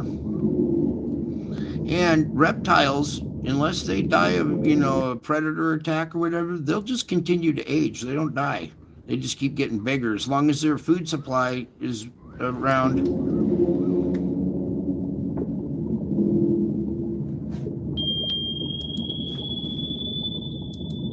All right. Oh, we have to go all the way through it again. All right, cool little trip through that. Here, we can go a little deeper here. See what else do we find. We did all that. Clouds. Yeah, come check out some of these clouds. They're fun. I want to get to one more of these clouds here for you because it's pretty cool. Okay, we did that. We did this. Did those. Did that guy. Hang on, let me flip through these really quick. It sucks when you click on one, then you got to go all the way back through it again. So just bear with me. We're almost there. There's that guy. There's that guy. Those guys. We're getting there. So, yeah, we've been seeing a lot of miracles tonight, haven't we? Each one of these is a miracle, by the way. So, lots of gifts. Lots of miracles being handed out tonight, huh? When you know what you're looking at, when you know what you're looking for, you'll start seeing what's going on here. It follows me around everywhere I go. Let's get on with past the dinosaur there. Okay, more activity. Lots of solar activity. Signs in the sun. Little eyes here, an eye there, the nose, the smile. Right there. Okay, here's the dog. Yeah, this is the one I wanted. All right, this is again with the dogs. I don't know why the dog theme, but this is much like a little bulldog. Now, this was taken at night, and this is the moon right here in the center. I'm going to tilt it back so you can really see his face. Okay. Now you see his eyes, and you see the moon lighting up his nose and his mouth, and his little ears. As we come back, now you see the dog face. Now I saw this little dog, and the moon was cruising right through it, and just at the right time, I turned my camera and caught it with the moon right on his nose. Sorry, I got some Christmas lights still hanging up above there. They're reflecting off my screen, but you can see the dog face when we go into the negative mode there. You can even see the shine in his eyes. Now, this is God's handiwork, okay? This is not pareidolia. I mean, if it were pareidolia and we're getting dog faces and animal faces, well, would that be dogadolia? I mean, these are more than just human faces. This is all kinds of stuff. All right, here we have the moon with a round cloud on the other eye and this flat mouth. So this is in the middle of the night. This is the moon. So bright, and then this round cloud matching the other eye, set of eyes, one brighter than the other. That duality type face again. Here's the dog a lot closer with the moon in just a tad bit different position, but let's do this again. Okay, now you can really see there's the moon right there instead of being right in the middle, but you can still see the eyes, the shape of the head, three-dimensional. The nose is further out, so it's lit up as we kind of go into the face. Okay, so they're three-dimensional as well, and multi-dimensional with different faces. Like I said, eye sharing an eye with another face. That's a common theme. The code and the music. Oh, boy. That's a hard one to get you guys to grasp, but it involves understanding a little bit deeper about me. And that scares a lot of people. So sometimes we'll just, it's mainly for people who understand music, who play instruments, that know how music works, because the code in the music is kind of complex, but it does change every single song. Every song, pretty much every song you've heard, even your favorite song, becomes brand new when you learn the code that's in the music. I would love to explain it tonight, but I don't think we should go that far. Okay, I think that's about it. Some of these songs that I posted here have the code in it. Some of you already know what it is and you enjoy it. It can be irritating at sometimes when you don't want to hear it and it's still in the song that you're listening to. You got to block it out. So, but then also when you understand that code, singing that song and singing that phrase that's coded into the music is a form of worship. So we'll get to that here again. I'll explain it. Maybe some of you who have already found it and, you know, understand what I'm talking about, you could explain it to other people. But I'll try to do another explanation. It's really hard to do on YouTube because all the sample music that I want to play for you, I can't. It's all copyrighted. You're copyrighting my stuff. Go figure. And now I can't play my own code. But we'll get into it. It's in all kinds of theme songs. It's all, every little jingle, commercial jingle has it in it. And once you kind of hear it, you can't unhear it. So it can have an irritating effect. But I can teach you how it goes. I don't know if we should do that tonight. It's kind of late. Maybe we'll leave that hanging as an enticer. You guys can come back in the next show or whatever. But hopefully no broken hearts tonight. You guys had a good time with your families. You try to mend up relationships and, you know, fix each other, be nice to each other. You know, sometimes sharing gifts and you see the joy on somebody else's face that they got and you gave them joy by giving them that gift. It's better to give to receive sometimes.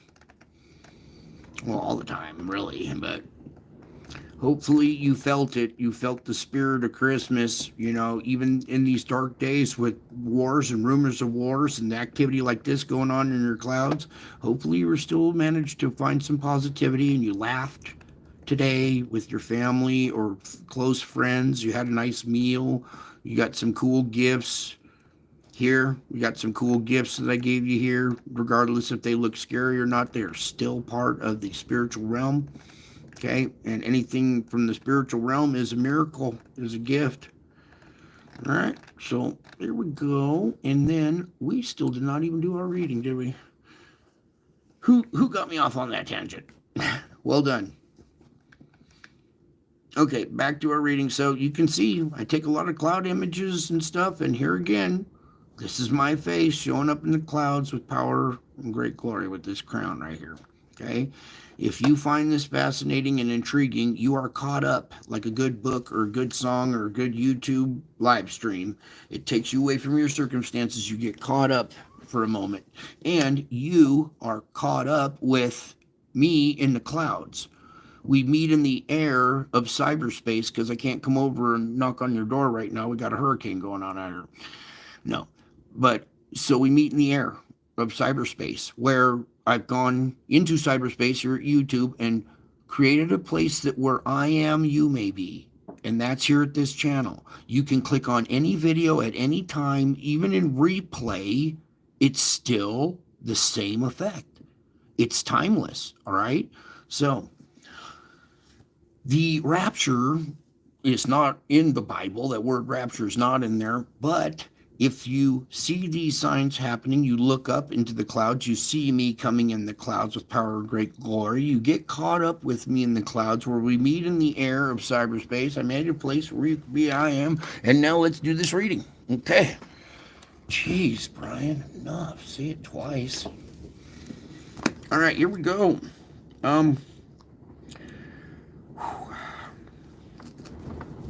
Yeah, wind's raging out there. Let me get a little bit better light off of that.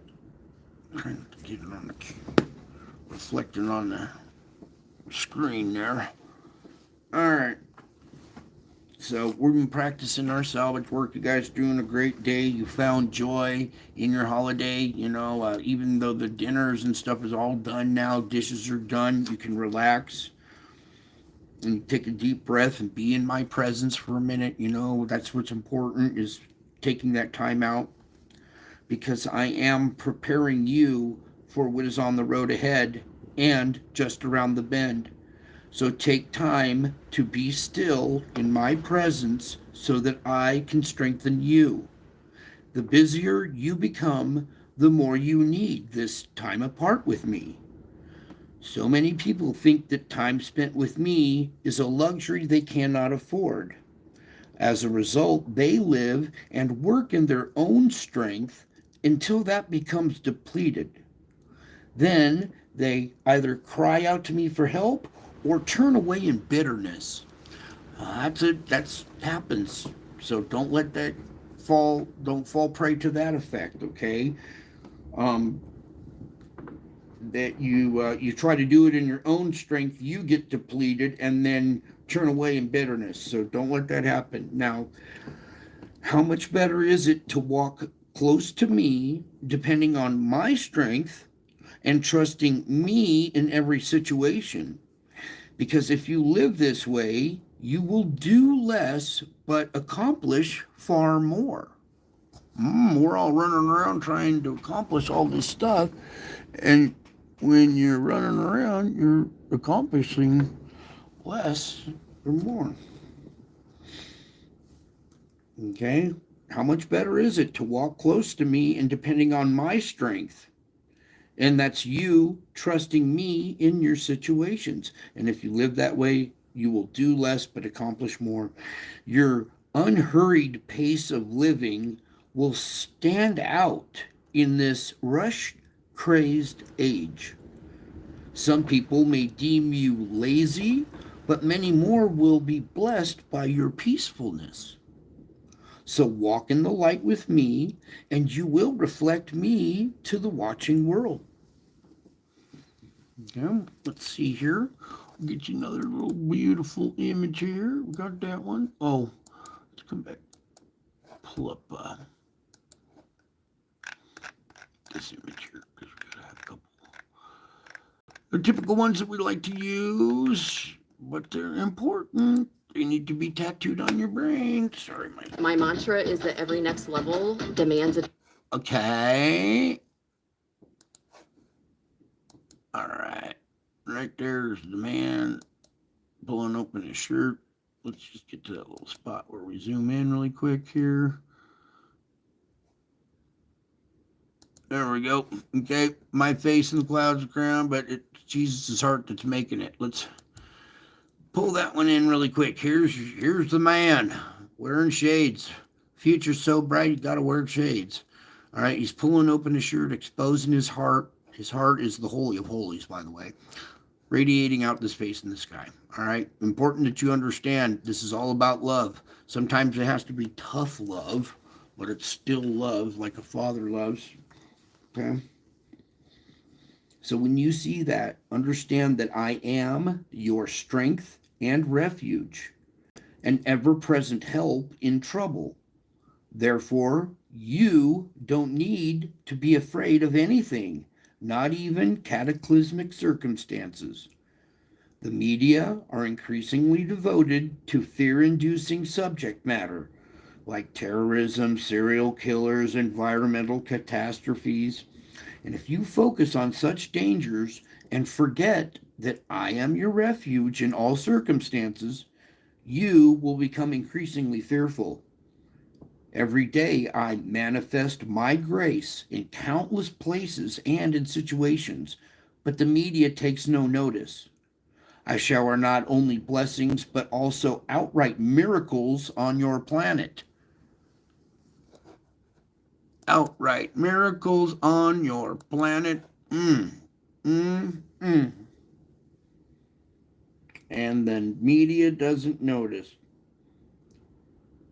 But you can take refuge in your circumstances. Every day I manifest my grace in countless places and situations, but the media takes no notice. I shower not only blessings, but also outright miracles on your planet. Yes or no? Looking at that right now and understanding what you're looking at, yes or no? Do I not shower miracles on your planet? Cool. Moving on. As you grow closer to me, I open your eyes to see more and more of my presence all around you. Well, didn't we just go through all these pictures? Didn't that open your eyes to see more and more of my presence around you? In the weather and all kinds of stuff. All right? And things that most people hardly notice, like shifting shades of sunlight in the clouds, fill you with heart-bursting joy. So you see these shifting shades in the clouds and it fills you with joy, but most people hardly even notice. Boy, are they missing out or what? But you're not. You are not. You are not missing out. You are closer to me. And as you grow closer to me, I open your eyes to see more and more of my presence all around you. Things that most people hardly notice. Now, you have eyes that see and ears that hear, so proclaim my abiding presence in the world. It's okay. You can do that. It gives you strength. It's for you, not for me. I'm not trying to win a popularity contest. When you proclaim my abiding presence to the world, that empowers you.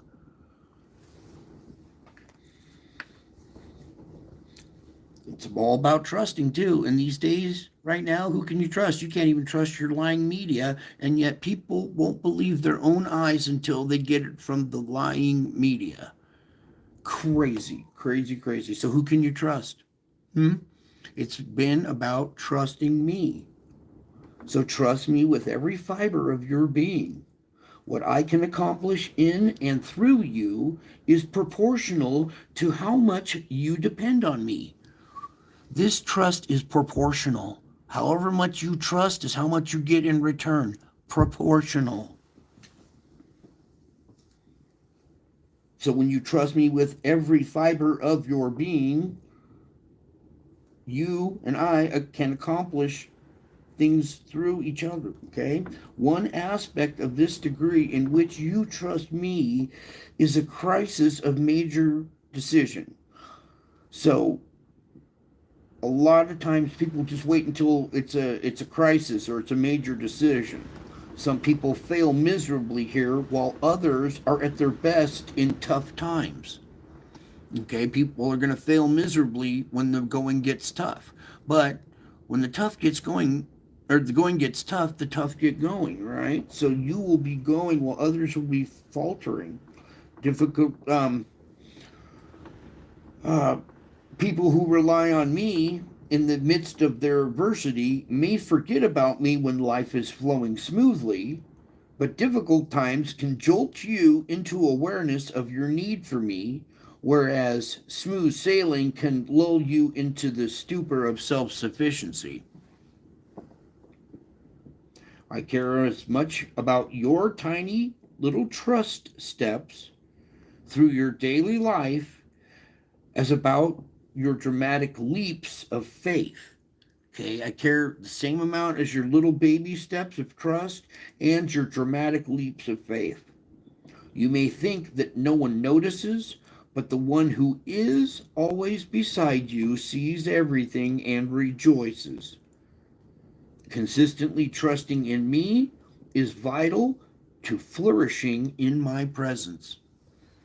When you're trusting me right now, you guys are flourishing in my presence, aren't you? It feels good. You're having joy that outweighs your circumstances right now. You're caught up with me right now in the clouds, aren't you?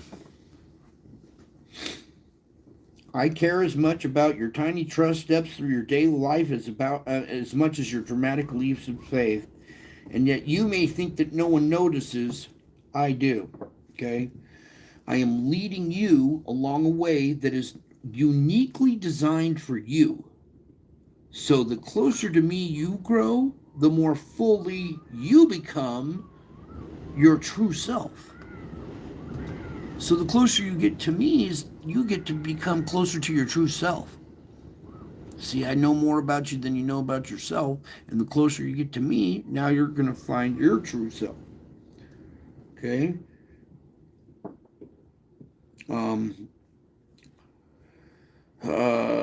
And because you are one of a kind, the path you are traveling with me diverges increasingly from that of other people. Huh.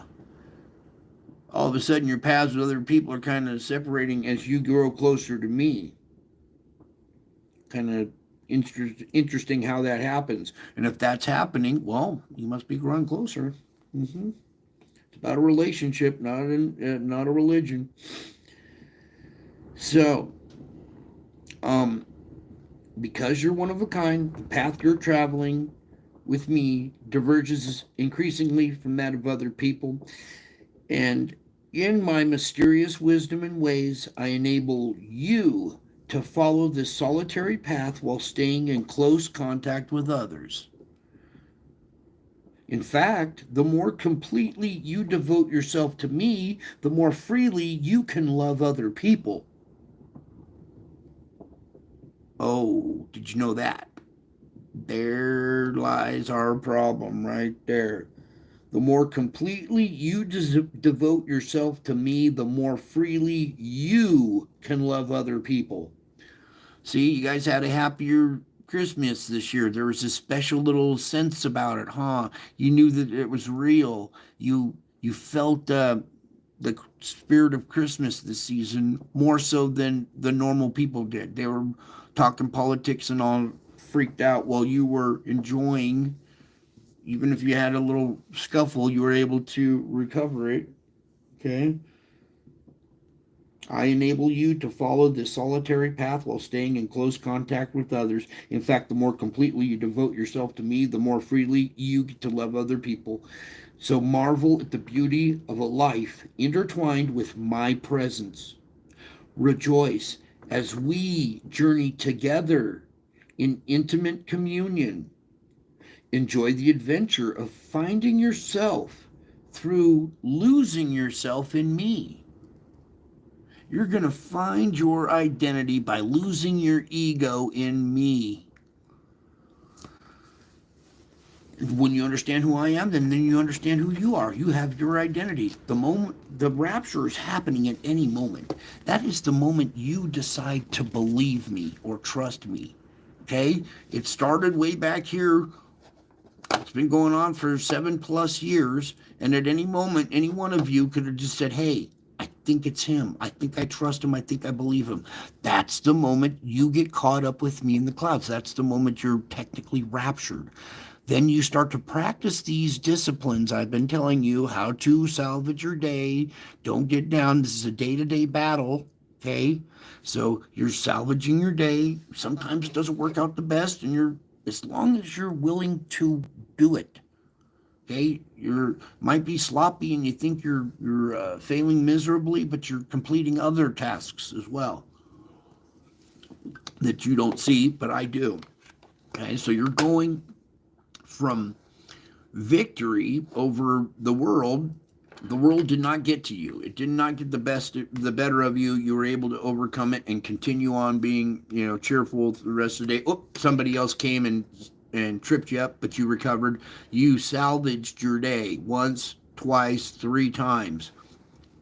Each time you do that, you overcame the world. You get a glory. Okay, it's like a little gold star called a glory.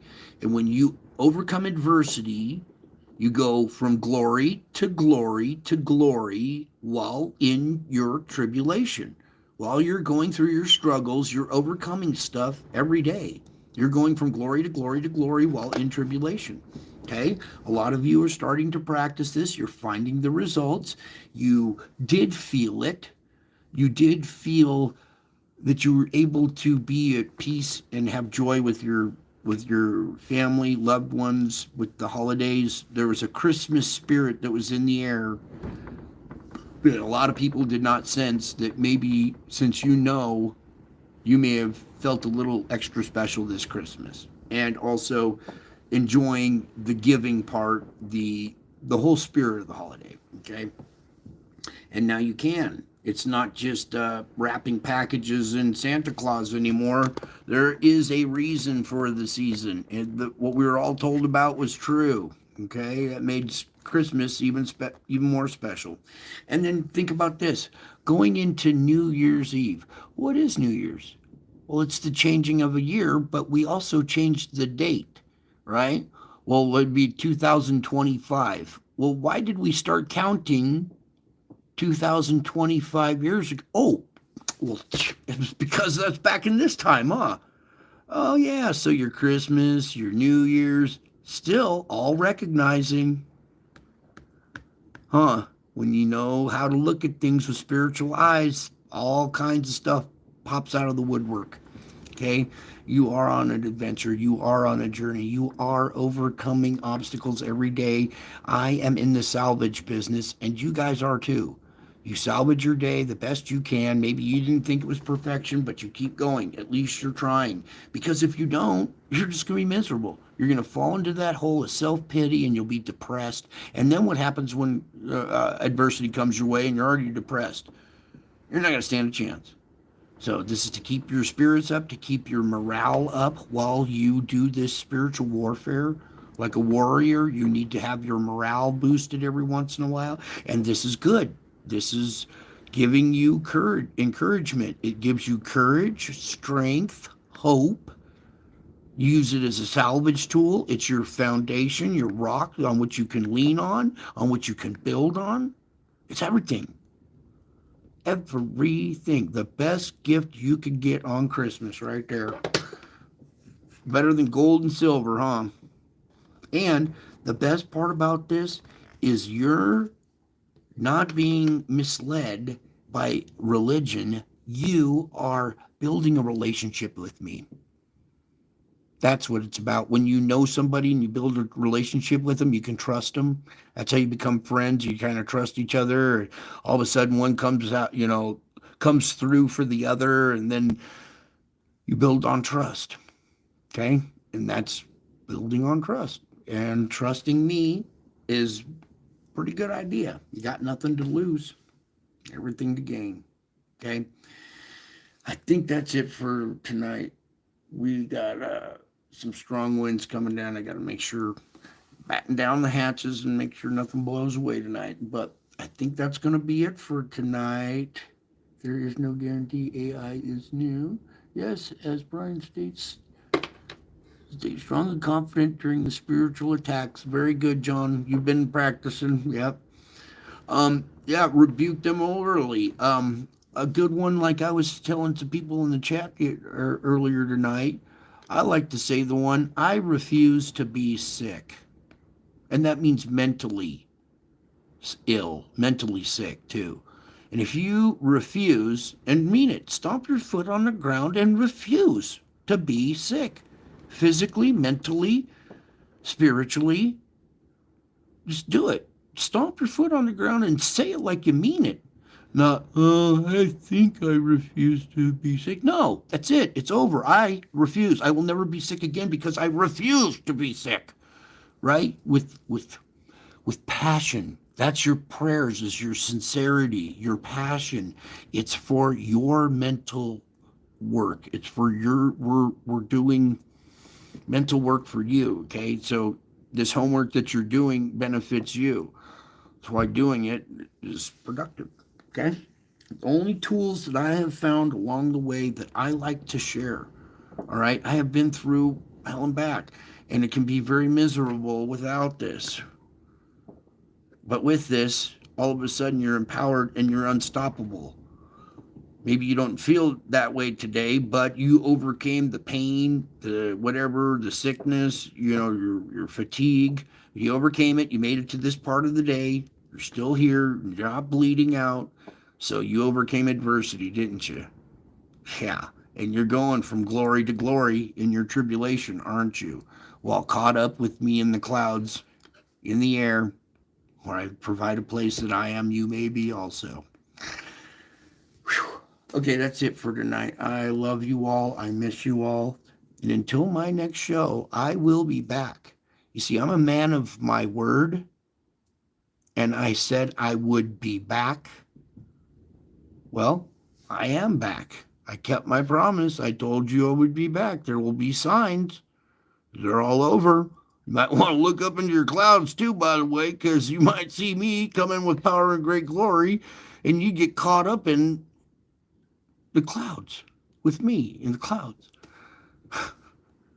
Really simple stuff. Just everybody had all these different ideas on how it was going to be an alien invasion, and you're going to turn into a dot and disappear, and pilots were going to disappear out of the cockpits, and airplanes were going to crash, and cars were going to smash on the freeway. No. That's all Hollywood. Nowhere in the Bible does it say the word rapture. It says, when you see these things come to pass, look up. You'll see me coming in the clouds. Well, maybe you should look up into the clouds, huh? Kind of dead giveaway. You'll see me coming in the clouds. Well, these are clouds. Here's my face coming in the clouds. Pretty simple stuff. I think you guys grasp this concept, and once you do, and you trust, and you believe me, that's when the miracle happens for you. And if it hasn't happened for you quite yet, don't leave. Keep trying. Don't leave before the miracle happens. Ask some of the people that are in this family for guidance and help. They will help you understand as well that this is no joke. It's the real deal. You are royalty. Okay? You're a royal family.